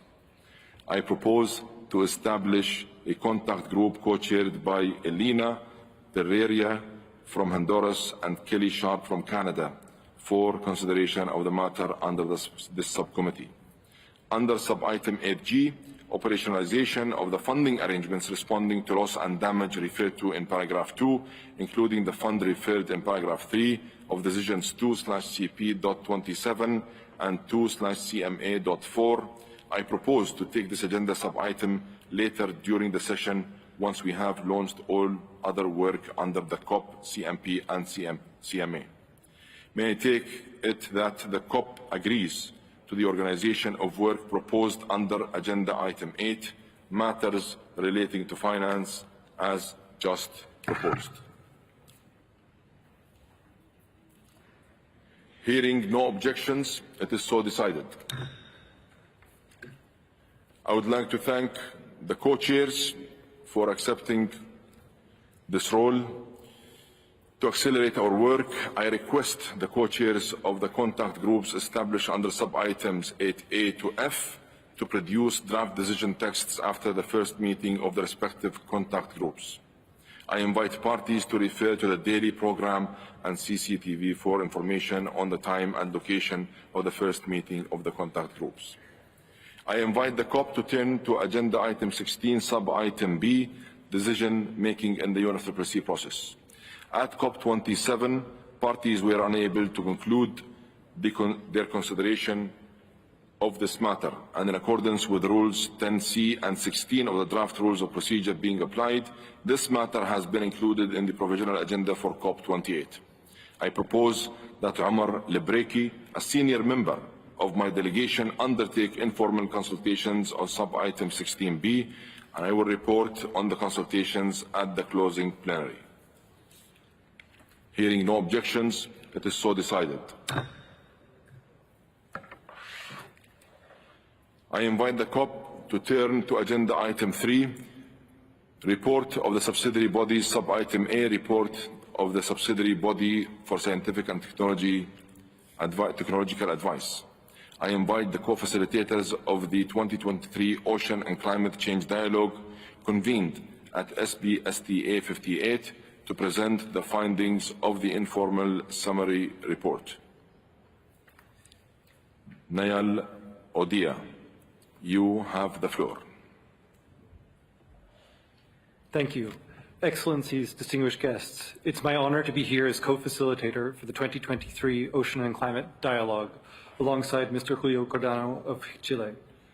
Those of us in this room today are all well aware of the urgent need for actions to mitigate and adapt to climate change, in many cases through our own personal experiences with the effects of climate change.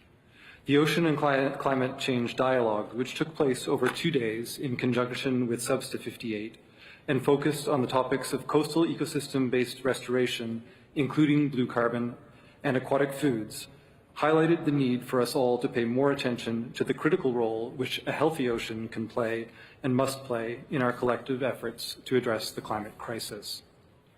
We know that the ocean offers unique opportunities for holistic climate change adaptation and mitigation-based solutions, helping us to better cope with extreme weather events and sea level rise driven by climate change, as well as serving as a key global carbon sink. However, we also know that climate change is already adversely affecting the ocean, threatening its ability to regulate the Earth's climate. We are at a tipping point. A key message that came out of this year's dialogue was the importance of strengthening ocean-focused research and data management, bridging knowledge gaps, and promoting standardized data sharing to effectively integrate the ocean into climate commitments, including the NDCs. With increased knowledge, we will be better equipped to identify where protection and restoration efforts will contribute to strengthening the ocean's ability to capture and store carbon. Not only does the ocean offer enormous potential for holistic climate change mitigation and adaptation measures, but it is also a vital source of nutrition for the world. The outcomes of the dialogue highlight the importance of sustainable aquatic foods to the global carbon cycle, as well as the significant positive potential of the ocean to achieve just transition to renewable sources of energy and low-carbon food security. This year's dialogue has called for the integration of aquatic food climate solutions within national processes, including into the UNFCCC process, by adopting a systems-based approach and linking national climate policies with blue food production. The lessons learned from the dialogue emphasize that our globally shared ocean presents vital opportunities for taking ambitious climate action, and that we must act now. I would now like to give the floor to my co-facilitator, Mr. Cordano, to say a few words on moving this work forward. Excellencies, distinguished guests, ladies and gentlemen, parties to the UNFCCC and the Paris Agreement have recognized the importance of conservation, enhancement and protection of the ocean to address the climate crisis. This year's dialogue was aimed at strengthening ocean-based climate action at national level and under the UNFCCC process. Over 250 positive solutions were shared by parties and observers at the dialogue. We showed the wealth of existing options and the importance of the ocean in the global fight against climate change. Through the dialogue, we learn about real-world examples of collaboration with indigenous peoples, local communities, vulnerable groups, youth, women, and the private sector that can address policy barriers, facilitate investments, and promote effective conservation efforts. The dialogue report calls on parties to continue integrating ocean-based climate solutions into national climate policies and strategies, including into NDCs and NAPs. The report also further stresses the importance of increasing, scaling up, and ensuring stable and accessible finance flows for the implementation of sustainable fishing practices and management and restoration of coastal ecosystems, and to strengthen the resources of the Secretariat to follow up on the parties' policies and practices in this regard. A key message that emerged from the Ocean Dialogue was strengthening institutional linkages between partners at national and international levels and across the UN mandates and processes, including the recent BBNJ Treaty and the Kunming-Montreal Global Biodiversity Framework to enhance global ambition and action for a climate-resilient ocean. The Paris Agreement emphasizes that the global stocktake should inform parties in enhancing their climate actions and international cooperation. In this line, a key message from the dialogue is that the GST outcomes considers guidelines for parties to be able to strengthen ocean-based measures in their updated NDCs and national strategies. It is our view that the ocean holds one of the keys to an equitable and sustainable planet, and this should be reflected in the outcomes of this important meeting. We remain available to parties, Niall and I, as co-facilitators of this dialogue, to parties and observers to continue engaging on the outcomes of the Ocean Dialogue. And for this, we will convene an informal and open meeting that is scheduled on the 3rd of December at 1 p.m. Thank you very much, Mr. President. Thank you, Julio and Niall. We will return to Agenda Item 3 once the work of the subsidiary bodies has concluded. Delegates, this brings us to the end of the first meeting of the COP. We will meet later today for the joint plenary of the governing and subsidiary bodies to hear statements from groups of parties and observers after the opening plenaries of the subsidiary bodies. We will resume this meeting of the COP after the CMA opening plenary to consider COP Agenda Sub-Item 8G, operationalization of the funding arrangements for responding to loss and damage referred to in paragraph 2, including the fund referred to in paragraph 3 of decisions 2/CP.27 and 2/CMA.4. This meeting of the COP is suspended.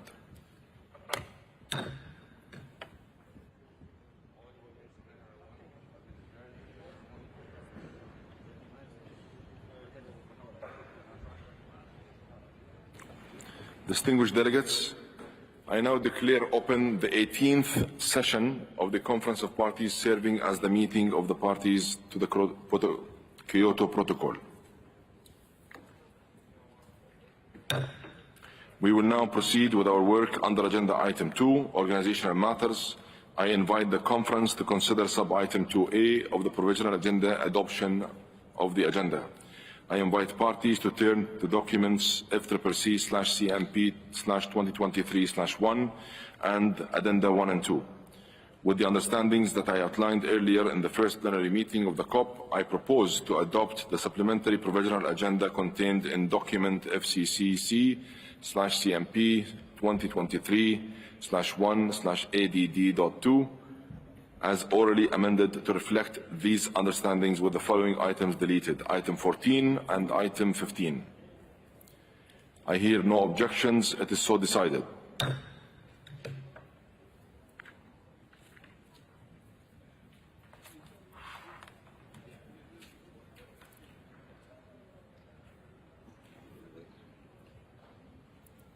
I invite parties to Agenda Sub-Item 2B, election of additional officers. As I mentioned during the COP opening plenary, Mohammed Nasser of Egypt has been continuing consultations on the election of officers to bodies under the Convention, the Kyoto Protocol and the Paris Agreement on my behalf.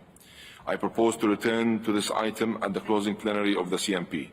I once again urge parties to intensify efforts to transmit the remaining nominations by the deadline of 8 p.m. GST on Saturday, December 9th. I hear no objections. It is so decided. I invite parties to turn to Sub-Item 2C, organization of work, including for the sessions of the subsidiary bodies. On the following items, which are also on the agendas of the relevant subsidiary bodies, the CMP will take appropriate action on the basis of inter alia recommendations from these subsidiary bodies. Please note the full titles of the agenda items I will list are projected on the screen. Sub-Item 4A and Items 8, 9, and 12.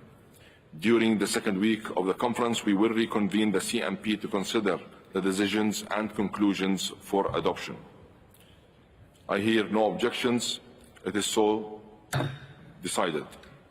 Colleagues, as I already mentioned during the COP opening on Wednesday, December 6th, the SBSTA and the SBI will conclude their work. I look forward to receiving the outcome of the work of the SBSTA and of the SBI.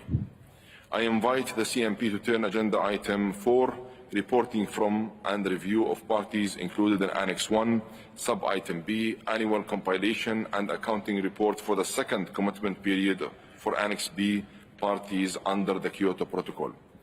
The CMP is invited to take note of information contained in reports for 2019 to 2023. I would like to mention that the report for 2023 is the last one of the annual compilation and accounting reports. The CMP may wish to note that this concludes the consideration of this agenda item. And I hear no objections. It is so decided.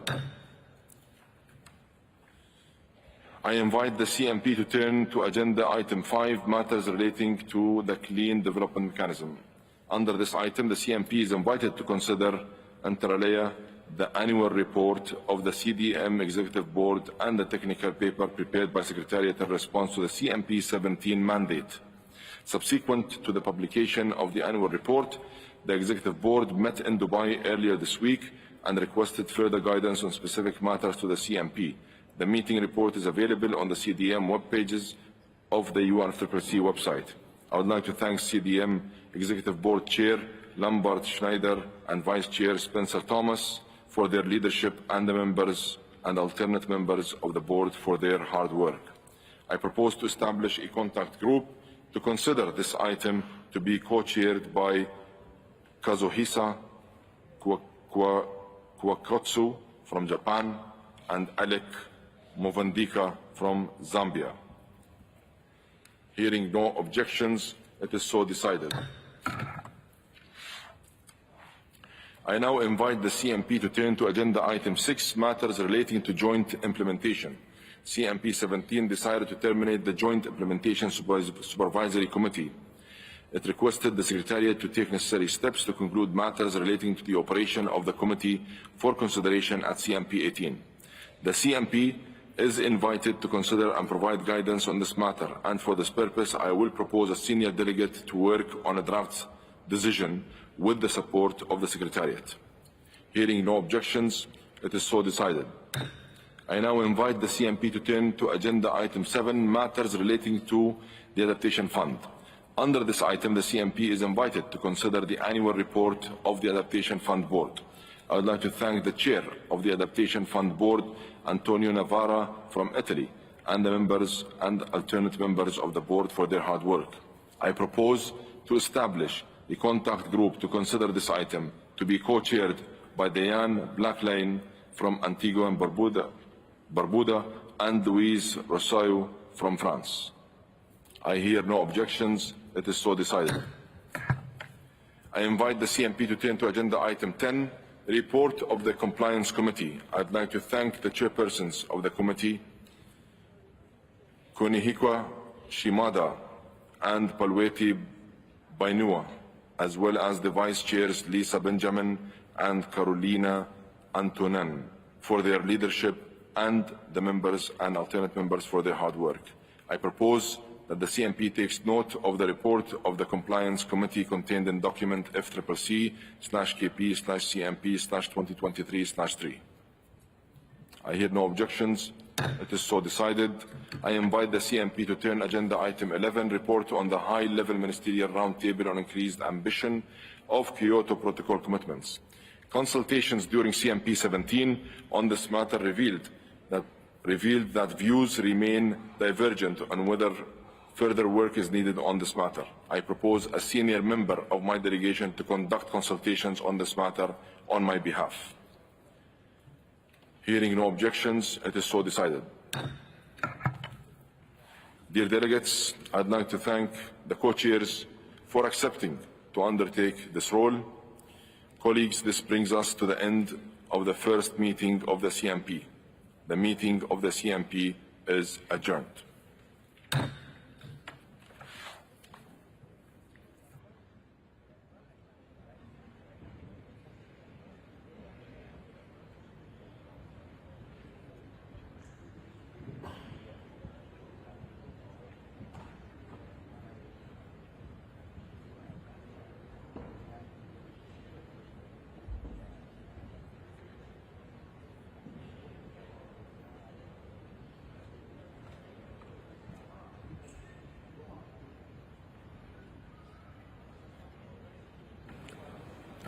Distinguished delegates, I now declare open the fifth session of the Conference of Parties, serving as the meeting of the parties to the Paris Agreement.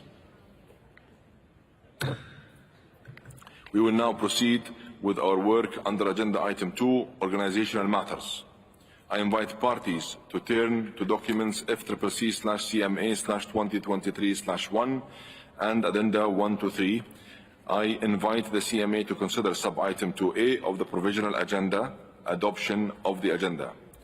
With the understandings that I outlined earlier in the first plenary meeting of the COP, I propose to adopt the supplementary provisional agenda contained in document FCCMA/CMA/2023/1/ADD.3 as amended to reflect these understandings, with the following items deleted.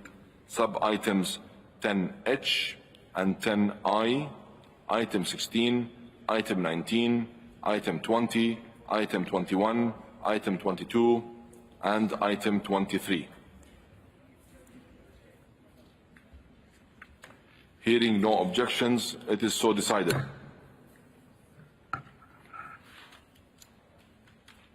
I invite the CMA to turn to Agenda Sub-Item 2B, election of additional officers. As I mentioned during the COP and CMP opening plenaries, Hamad Nasser from Egypt has begun consultations on the election of officers to bodies under the Convention, the Kyoto Protocol, and the Paris Agreement, and will continue the consultations to finalize the nominations.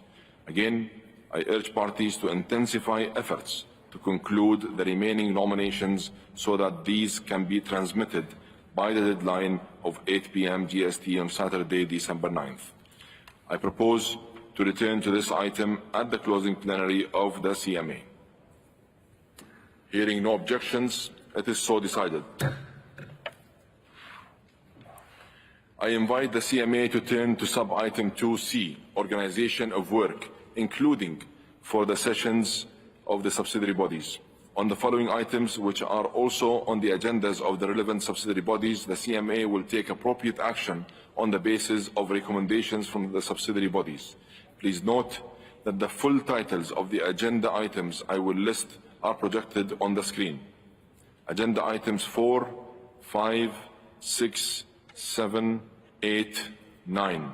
Sub-item 10A, matters relating to finance as it relates to the second review of the functions of the Standing Committee on Finance.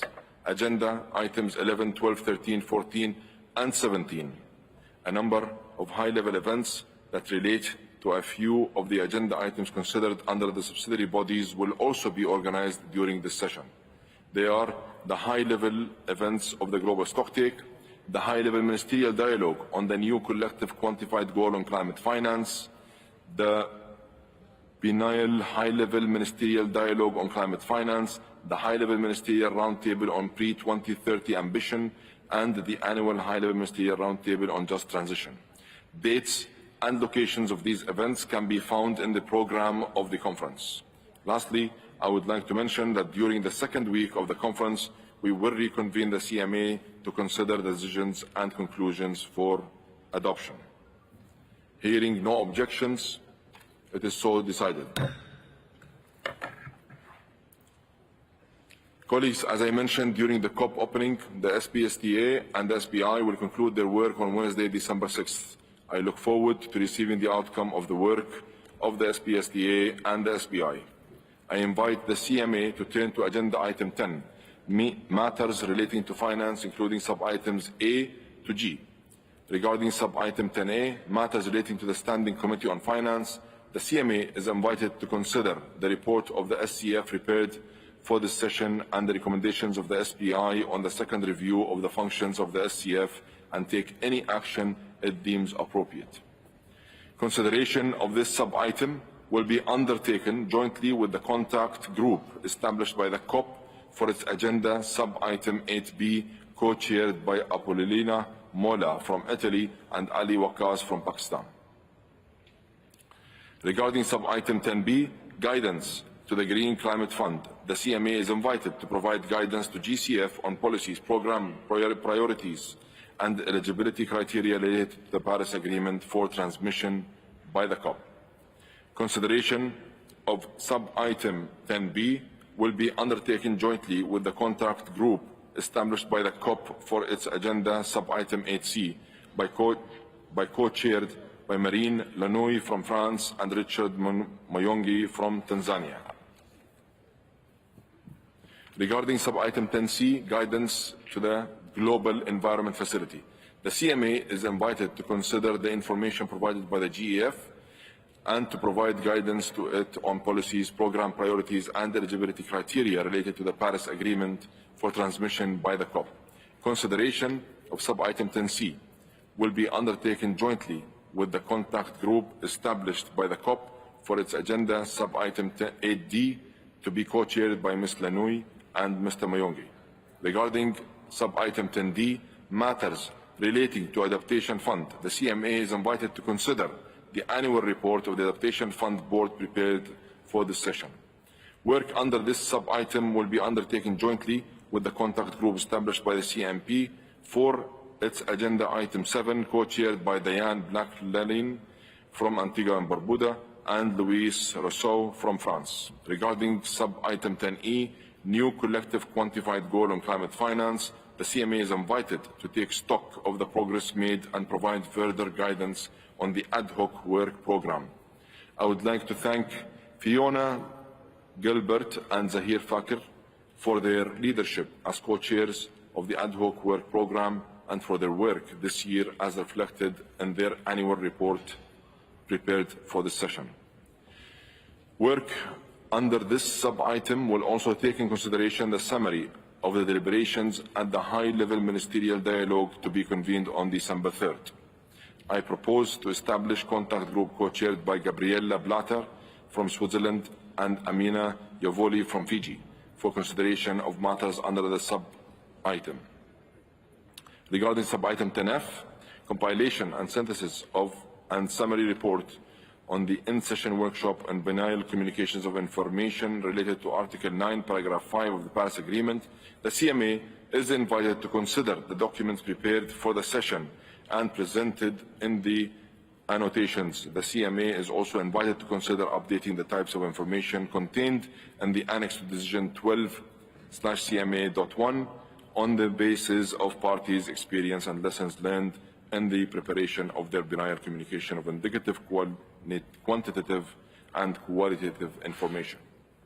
In addition, the CMA will convene on December 8th a high-level ministerial dialogue on climate finance to be informed by the compilation and synthesis of the second biennial communication from developed country parties and summary report of the second biennial in-session workshop of information to be provided by parties. Consideration of this sub-item will be undertaken jointly with the contact group established by the COP for its agenda sub-item 10F, co-chaired by Elena Pereira from Honduras and Kelly Sharp from Canada. Regarding sub-item 10G, operationalization of the funding arrangements for responding to loss and damage referred to in paragraph 2, including the fund established in paragraph 3 of decision 2/CP.27 and 2/CMA.4, I propose to take up this agenda sub-item together with COP agenda sub-item 8G later during the meeting. May I take it that the CMA agrees to the organization of the work proposed for item 10, matters relating to finance. Hearing no objections, it is so decided. I would like to thank the co-chairs for accepting this role, and I invite delegates to consult CCTV and the daily programs for detailed information on the meetings and events. To accelerate our work, I request the co-chairs of the contact group established under 10A to F to produce draft decision texts after the first meeting of the respective contact groups. I invite the CMA to turn to sub-item 14B, rules, modalities and procedures for the mechanism established by Article 6, Paragraph 4 of the Paris Agreement and referred to in Decision 3/CMA.3. The CMA is invited to consider the annual report and the recommendations of the supervisory body for the mechanism established by Article 6, Paragraph 4 of the Paris Agreement. I would like to thank the Chair and the Vice Chair of the supervisory body, Olga Ghassan Zad, and El Haji Mbayi Deyangi for their leadership, and members and alternate members of the body for their hard work. I propose to establish a contact group co-chaired by Sonam Tashi from Bhutan and Kate Hannock from Australia for consideration of matters under this item. Hearing no objections, it is so decided. I'd like to thank the co-chairs for accepting this role. I invite the CMA to turn to agenda item 15, report of the Committee to facilitate implementation and promote compliance referred to in Article 15, Paragraph 2 of the Paris Agreement. I would like to thank Christina Voigt and Hasib Gohar, co-chairs of the committee, for their leadership, as well as the members and alternate members for their hard work. I invite the CMA to take note of the information contained in the 4th annual report of the Paris Agreement Implementation and Compliance Committee, contained in document FCCMA/CMA/2023/4, including the recommendation that with respect to paragraph 2 of decision 20/CMA.1, the CMA undertake the first review of the committee's modalities and procedures in 2024, noting that CMA 7 will take place in 2025 instead of 2024, owing to the coronavirus pandemic. Hearing no objections, it is so decided.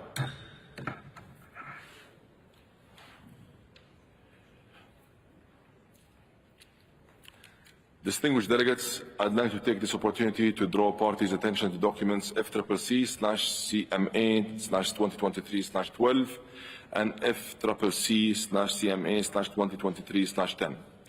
The first document was prepared by the Secretariat at the request of CMA3 and presents an update of the synthesis report on nationally determined contributions under the Paris Agreement referred to in Decision 1/CMA.2, paragraph 10.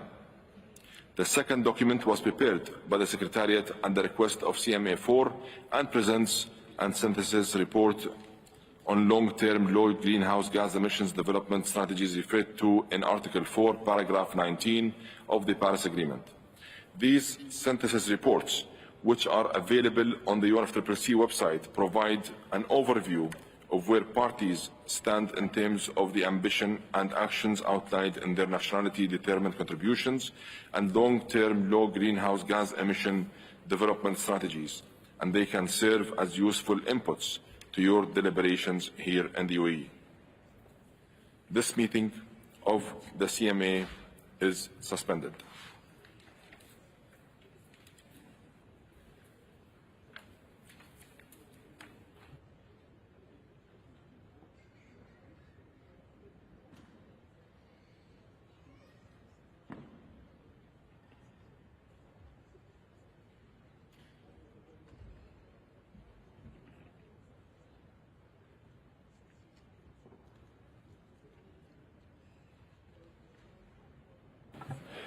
Dear delegates, as I informed you earlier, we now return to COP Agenda Item 8G and CMA Agenda Item 10G, operationalization of the funding arrangements for responding to loss and damage, referred to in paragraph 2, including the fund referred to in paragraph 3 of Decisions 2/CP.27 and 2/CMA.4. We will be considering the draft decisions on this matter first in the COP and then in the CMA. I resume the first meeting of the COP. I invite parties to turn to COP Agenda Sub-Item 8G, operationalization of the funding arrangements for responding to loss and damage referred to in paragraph 2, including the fund referred to in paragraph 3 of Decisions 2/CP.27 and 2/CMA.4.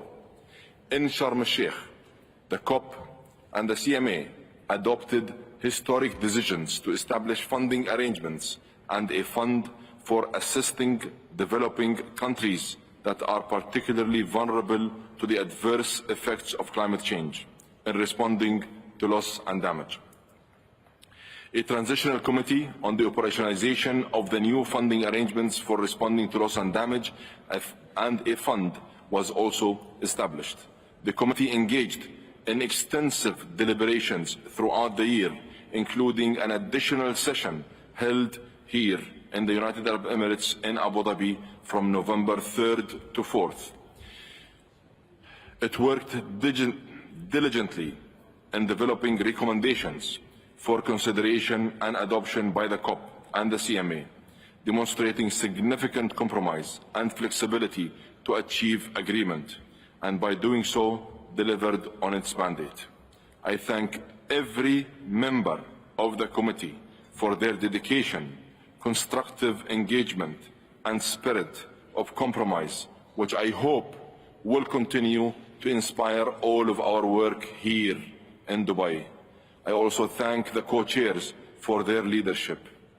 I invite the co-chairs of the Transitional Committee, Oti Honkatukia from Finland and Richard Sherman from South Africa, to report on the work of the committee. Richard, you have the floor. Thank you very much, Mr. COP Presidency.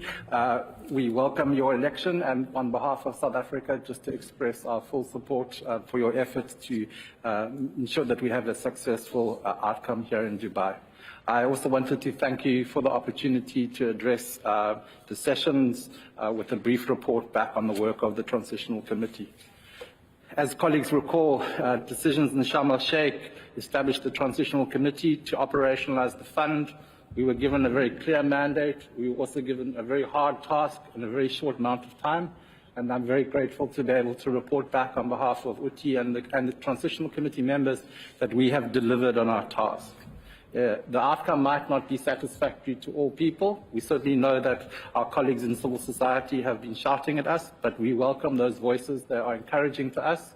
We hope in the future we'll agree more closely on certain issues, but I wanted to thank all the participants to the Transitional Committee process, not just the members, but everybody who participated in our work, in our deliberations throughout the year, plus the workshops we held that were mandated, the Glasgow Dialogue and the SBI chairs for their support. I think collectively all these inputs have made our work more robust. It's also made our work a lot harder, but I believe that as the committee we have agreed on our recommendations by consensus. Thank you again to the UAE for hosting the 5th meeting in Abu Dhabi just after the pre-COP. And therefore we're happy to present our recommendations to you. So in terms of the formal handing over of our report, these are in documents FCCC/CP/2023/9 and FCCC/PA/CMA/2023/9. The outcomes are a result of many months of complex work. It has been very challenging, but it represents a milestone achievement by a small group of representative parties that we are able to deliver our report to you here. I would like to just finally thank my colleague Uti for working alongside me throughout the year, and to the Secretariat. And on this note, I will hand over to Uti to complete our report. Thank you, Chair. Thank you.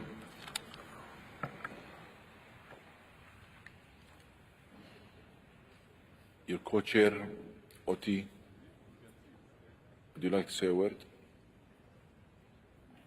Thank you, President, and thank you, dear Richard. We really want to sincerely thank all the members of the Transitional Committee for the dedication, for the really constructive spirit, all the work throughout the year, and this has really enabled us now to arrive at this positive outcome. More specifically, I want to thank the Government of Egypt, the Dominican Republic and the United Arab Emirates for their generosity and hospitality in hosting the meetings during this year. Also, on behalf of Richard and myself, I want to express our gratitude to the agencies that took part in the Technical Support Unit.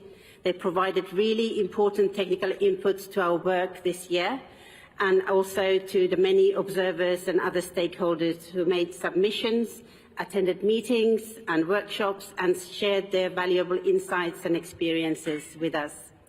Your significant contributions strengthened our work and really served as a powerful reminder of what this work means for communities and countries on the front lines of climate change.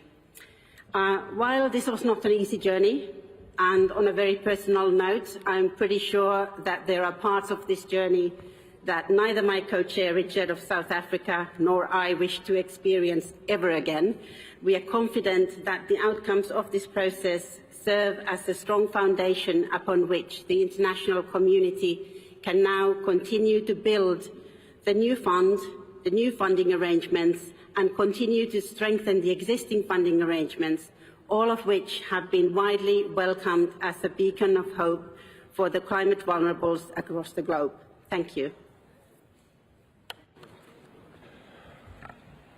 Thank you both for your hard work.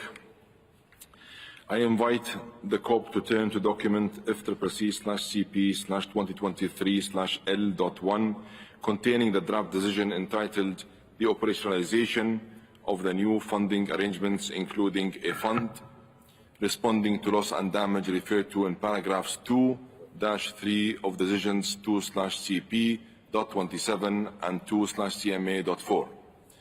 It is my understanding that some parties may offer to contribute to the fund, and I encourage parties to consider making such pledges during this session. I request the Secretariat to update paragraph 14 of the decision to reflect any offers to contribute made during this conference. Further, I also request the Secretariat to make available on UNFCCC website all offers to contribute as they are made. I recommend that once operational, the Board take up the matter of a name for this fund for climate impact response. On these understandings, I invite the COP to adopt the draft decision contained in document FCCC/CP/2023/L.1. Hearing no objections, it is so decided.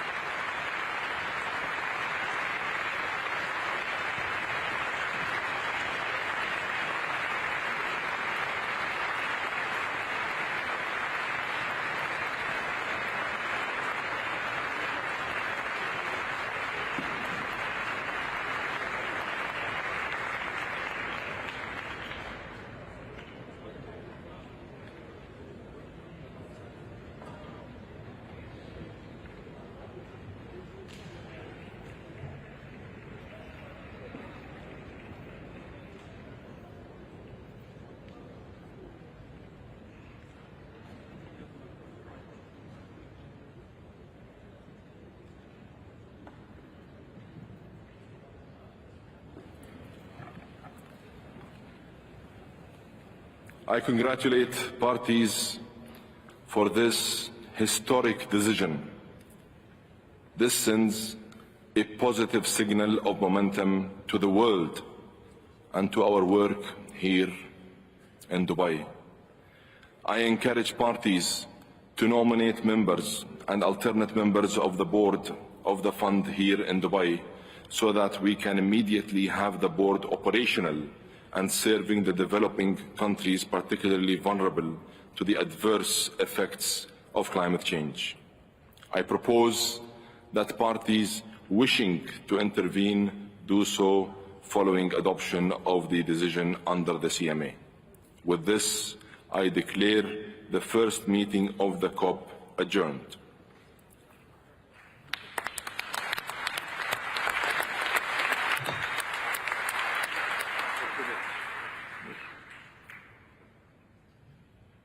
We will now resume the CMA to adopt corresponding decision.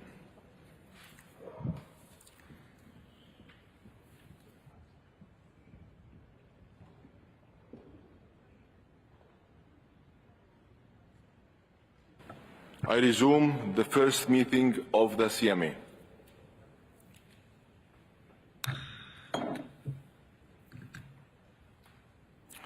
On the same understanding just outlined in the COP, I invite the CMA to adopt the draft decision contained in document FCCC/PA/CMA/2023/L.1. And I hear no objections. It is so decided.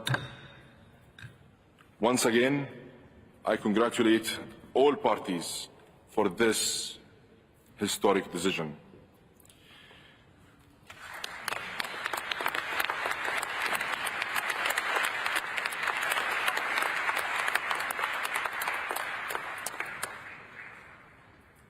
We have delivered history today.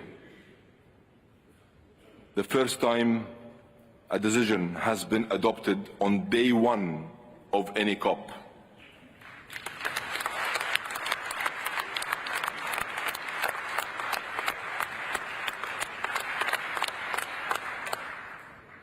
And the speed in which we have done so is also unique, phenomenal, and historic.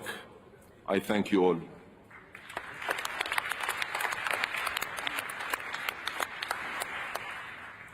Getting this done demonstrates the hard work of so many, particularly members of the Transnational Committee who worked tirelessly to get us to this very important point. This is evidence that we can deliver. COP28 can and will deliver. And colleagues, this is now This now sets a clear ambition for us to agree a comprehensive, ambitious GST decision over the next 12 days.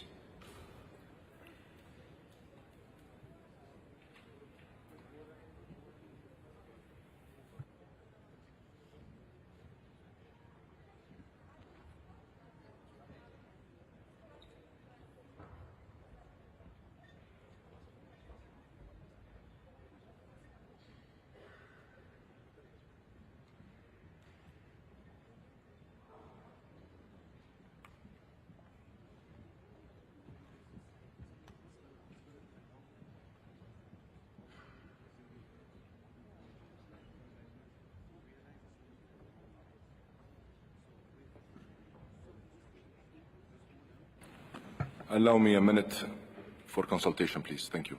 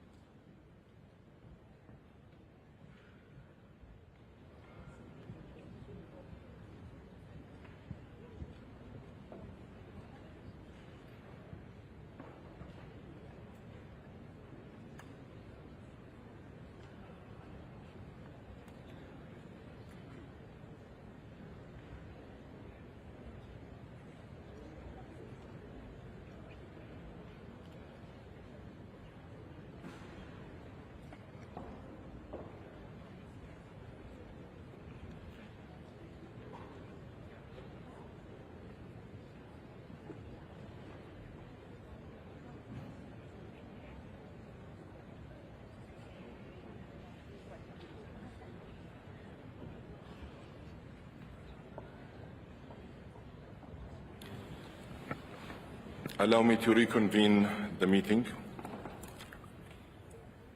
I am also now told that His Highness Sheikh Abdullah bin Zayed Al Nahyan, the UAE Minister of Foreign Affairs and Chair of the COP28 Higher Committee, have just announced the UAE's commitment of $100 million towards the capitalization and operationalization of the fund.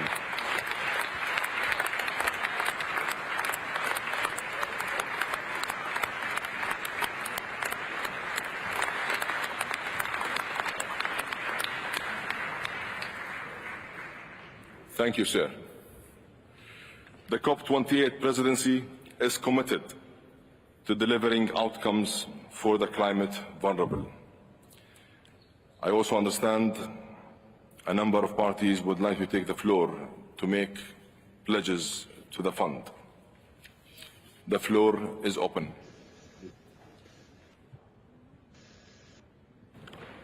I see Germany. Germany, you have the floor. Thank you, Mr. President.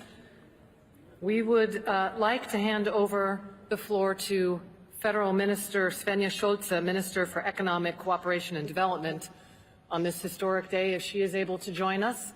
And if not, then there she is, Minister Schulze.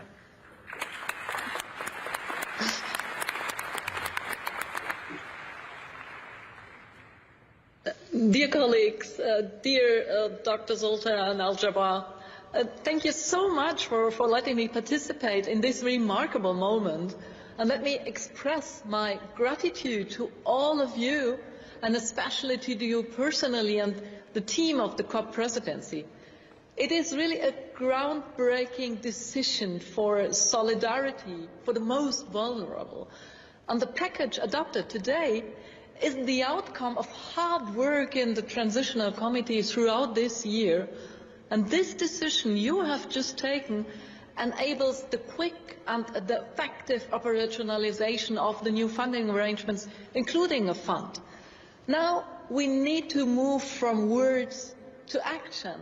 And this is why I am happy to confirm on behalf of Chancellor Olaf Scholz that, like the government of the United Arab Emirates, the German government stands ready to kickstart the new fund with $100 million, and we invite all countries to make further contributions for this first capitalization of the new fund responding to loss and damage.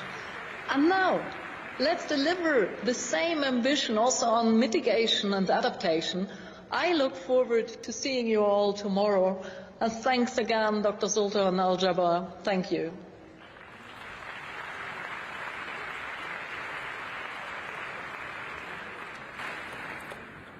Thank you, Germany. And I see United Kingdom have asked for the floor. You have the floor, UK. Thank you, Mr. President. This is a historic occasion and one that's been a long time in the making. And we want to thank the UAE presidency, the former Egyptian presidency, as well as the co-chairs, the Secretariat and all the members of the Transitional Committee for the tireless work over the past year. And we also want to acknowledge those who fought for many years to get us to this point. The UK was honoured to play our part in the Transitional Committee, and we join those before us in strongly welcoming the establishment of the fund and funding arrangements. And we've heard the message loud and clear. It's now time for the fund to get to work. And in this spirit, the UK is delighted to announce up to £60 million for loss and damage, including up to £40 million for the new fund, and a further £20 million for funding arrangements, including for early warning systems and disaster risk finance. This is a demonstration of our commitment to getting the fund up and running so that it can support our vulnerable partners.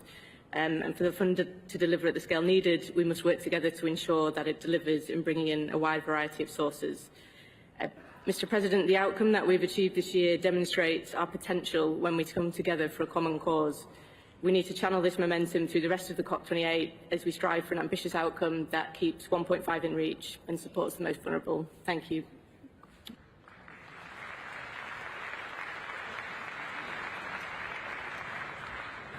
Thank you, UK. I understand the United States have asked for the floor. You have the floor, sir. Thank you very much, and congratulations, Mr. President. This has been an incredible journey. The United States fully supports the recommendations from the Transitional Committee, and we are obviously pleased with everybody by the early adoption by the parties, which is a great way to start this COP. We have been working very, very closely with other Transitional Committee members this entire year in order to design an effective fund that is based on cooperation and does not involve liability or compensation. And we're very much committed now to work with our Congress to provide $17.5 million specifically towards the Fund for Climate Impacts Response that will help vulnerable countries to respond to the impacts. But we also expect this fund to be up and running quickly. We expect it will help address priority gaps in the current landscape of support, which I'll say a couple of words about, and we expect it will draw from a wide variety of sources. So we will be submitting a statement on the Transitional Committee recommendations there too. In addition, I'm pleased to announce an additional $4.5 million for the Pacific Resilience Facility, subject to congressional requirements, another $2.5 million for the Santiago Network, specifically for its stand-up.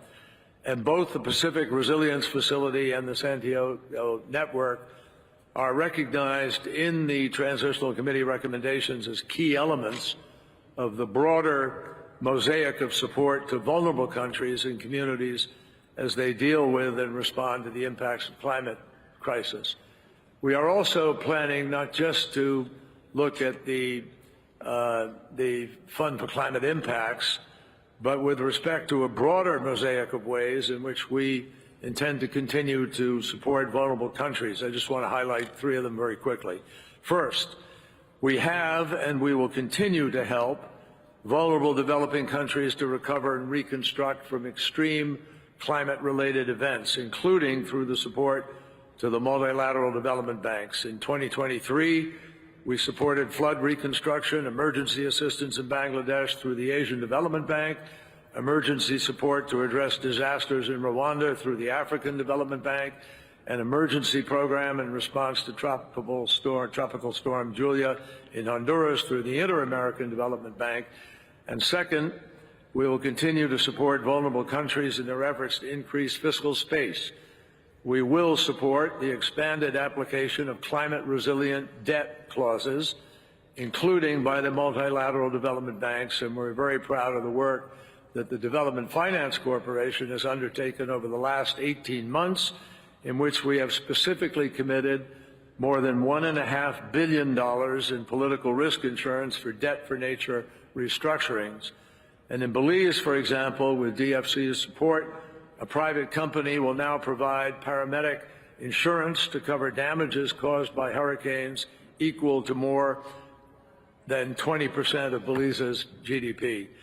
And thirdly, finally, the United States is committed to working with others on policy matters related to sea level rise. In 2022, we made it a U.S. policy that sea level rise driven by human-induced climate change will not diminish the maritime zones on which island states and other coastal states rely, including for food and livelihoods. In addition, President Biden announced the United States considers that sea level rise driven by human-induced climate change should not cause a country to lose its statehood or its membership in the United Nations. And these are a snapshot of what I think is an increasingly broad array of initiatives from nations around the world. And finally, with respect to the importance of innovative sources of finance, the scale of the challenge is simply too large for any government to be able to finance alone. And that is why we announced last year, and we will be announcing further in a few days, the outlines of the full measure of how this will now be implemented for the Energy Transition Accelerator, the ETA, which will go to help specifically vulnerable countries in their efforts to adapt and to respond to the impacts of the climate crisis.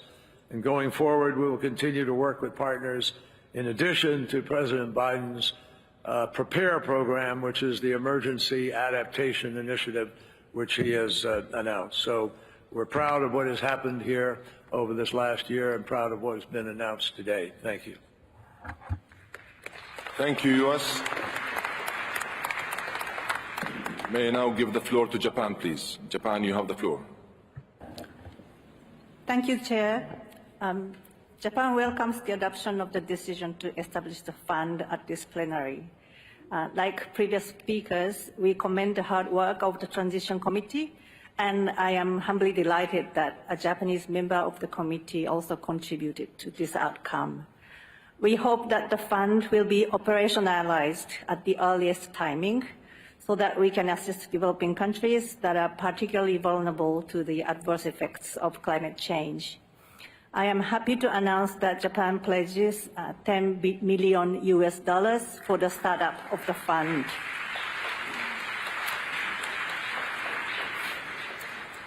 This fund is about global solidarity and should be supported by various funding sources, including from all countries that have the capacity to do so. Japan is determined to actively participate in the discussions towards the early operationalization of the fund. I thank you, Chair.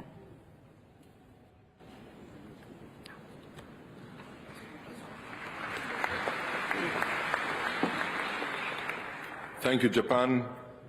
I would like now to ask the EU to take the floor. EU, you have the floor. Thank you so much. And I want to speak on behalf of the EU and its member state. And first, thank you, the Presidency, for the good start, for this positive start. I would also like to thank you, the Transitional Committee, for its work, and welcome the adoption by parties of the recommendation on the funding arrangement, including the fund, as agreed in Abu Dhabi. By adopting the TC's recommendations, COP28 has delivered on the historic COP27 decision under Egypt's leadership, and sends a strong signal of solidarity with developing countries particularly vulnerable to the adverse effects of climate change, including LDCs and SIDS. In this positive atmosphere, I am happy to share that the EU and a number of member states are announcing pledges to the fund and the funding arrangement at this COP, including to accelerate political momentum during the high-level segment. These pledges will provide a significant contribution to the operationalization of the fund and to get it up and running. We hope it will create an environment of trust and confidence. Thank you so much. Thank you, EU. I'd like to invite Turkey to take the floor. Turkey, you have the floor. Sayın Başkan, değerli delegeler, bize bu oturumda konuşma fırsatı verdiği için Başkanlığa en içten şükranlarımı ifade etmek isterim. Bugün güçlü bir küresel işbirliğine ve güven arttırıcı çabalara tanıklık ediyoruz. Türkiye, kayıp ve zararlara ilişkin bu tarihi kararı büyük bir memnuniyetle karşılamaktadır. Güncel IPCC raporu, ülkemizin de içinde bulunduğu Akdeniz Havzası'nda sanayi öncesi döneme göre 1,5 derece senaryosunun yaşanmakta olduğunu ortaya koymuştur. Sadece 2022 yılında Türkiye daha önce benzeri görülmemiş sıklık ve etkide sel, kuraklık, fırtına, orman yangını gibi 2000'den fazla iklim değişikliği kaynaklı aşırı hava olayı ve afet yaşamıştır. Değerli delegeler, kayıp ve zarar fon düzenlemeleri kararının uygulanmasına ilişkin fonun uygunluk ve kurumsal düzenlemeleri de dahil olmak üzere Türkiye'nin pozisyonunu net bir şekilde ortaya koymak isterim. Paris Anlaşması'nı gelişmekte olan bir ülke olarak onaylayan Türkiye, bilimsel veriler ışığında kayıp ve zarar fonunun erişim için bir kriter olan özellikle kırılgan kabul edilen ülkelerden biridir. Türkiye, iklim finansmanı mekanizmasında şu ana kadar adil muamele görmeyen bir ülkedir. Gelişmekte olan ülkelerin ihtiyaçlarını önceleyen ve iklim adaletine hizmet etmeyi amaçlayan bu yeni fon düzenlemesi, ülkemizin geride bırakılmadığı hakkaniyetli bir anlayışla işler hale getirilmelidir. Türkiye'nin müzakerelerde sergilediği yapıcı tavır, bu konudaki kararlılığımızdan taviz olarak anlaşılmamalıdır.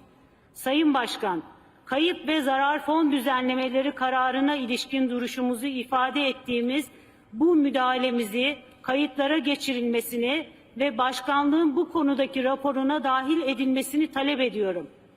Bu uzun ve zorlu süreci kimseyi geride bırakmadan şeffaf bir anlayışla yöneten ve başarıya ulaştıran COP28 Başkanı Doktor Sultan El Cabir şahsında Birleşik Arap Emirlikleri'ne ev sahipliklerinden dolayı bir kez daha teşekkür ediyorum.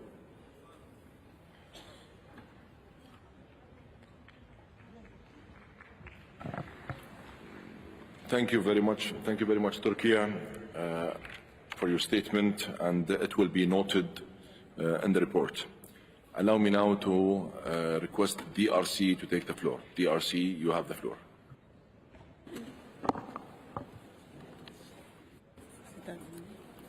Merci beaucoup, Excellence, Dr Sultan Al-Jabir, président de la COP 28. Au nom de la République démocratique du Congo, je voudrais féliciter sincèrement la décision extraordinaire dans un court délai de la création du Fonds pour la riposte des changements climatiques.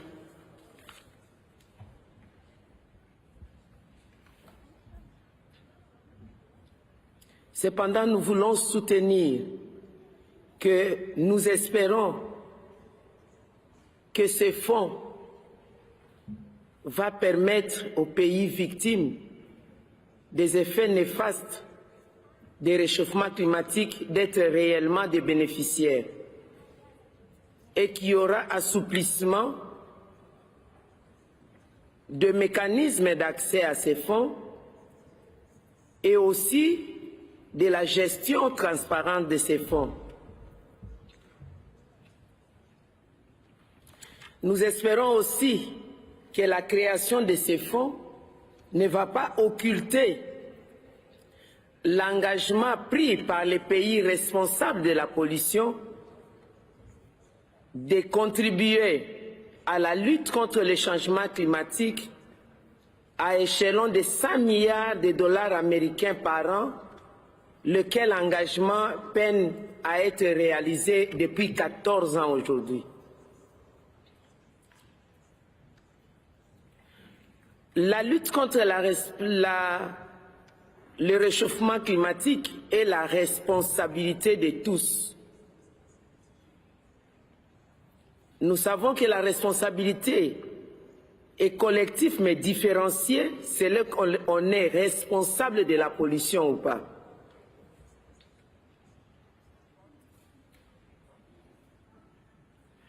La République démocratique du Congo est victime de différentes formes de réchauffement climatique.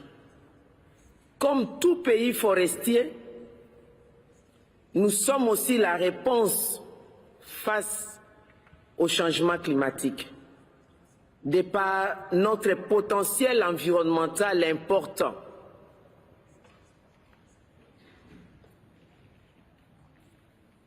Par principe de responsabilité collective, aujourd'hui, au nom des pays forestiers, au nom des 3 bassins tropicaux qui constituent la réponse face à la lutte contre les changements climatiques, nous voulons aussi annoncer notre intention de contribuer à ces fonds. Parce que nous ne sommes pas que victimes, nous avons aussi la réponse. Mais cette réponse est conditionnée. Nous demandons aujourd'hui qu'il soit acté aujourd'hui, dans cette première journée extraordinaire de la COP 28, que les forêts constituent la réponse et que nous, les pays forestiers, nous demandons la révision à la hausse du prix de la tonne de carbone pour nous permettre, nous, de ponctionner dans ces fonds récoltés du marché carbone, que nous puissions contribuer à mobiliser aussi les ressources du fonds, et cela va nous permettre de financer nos propres projets d'adaptation et d'atténuation, et aussi de booster la solidarité face à ces pays insulaires et les pays désertiques qui ne sont que victimes, qui ne regorgent pas d'une réponse basée sur la nature pour lutter contre les changements climatiques. Nous demandons aussi qu'il soit acté que le pays forestier demande à intégrer les marchés souverains étatiques au lieu de rester à la merci du marché de crédit carbone volontaire. Voilà les propositions que nous avons données en répétant que nous sommes prêts à financer ces fonds en tenant compte de ces revendications que nous avons données. Je vous remercie.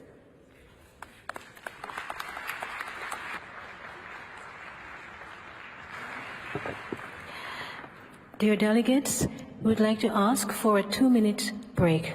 Thank you.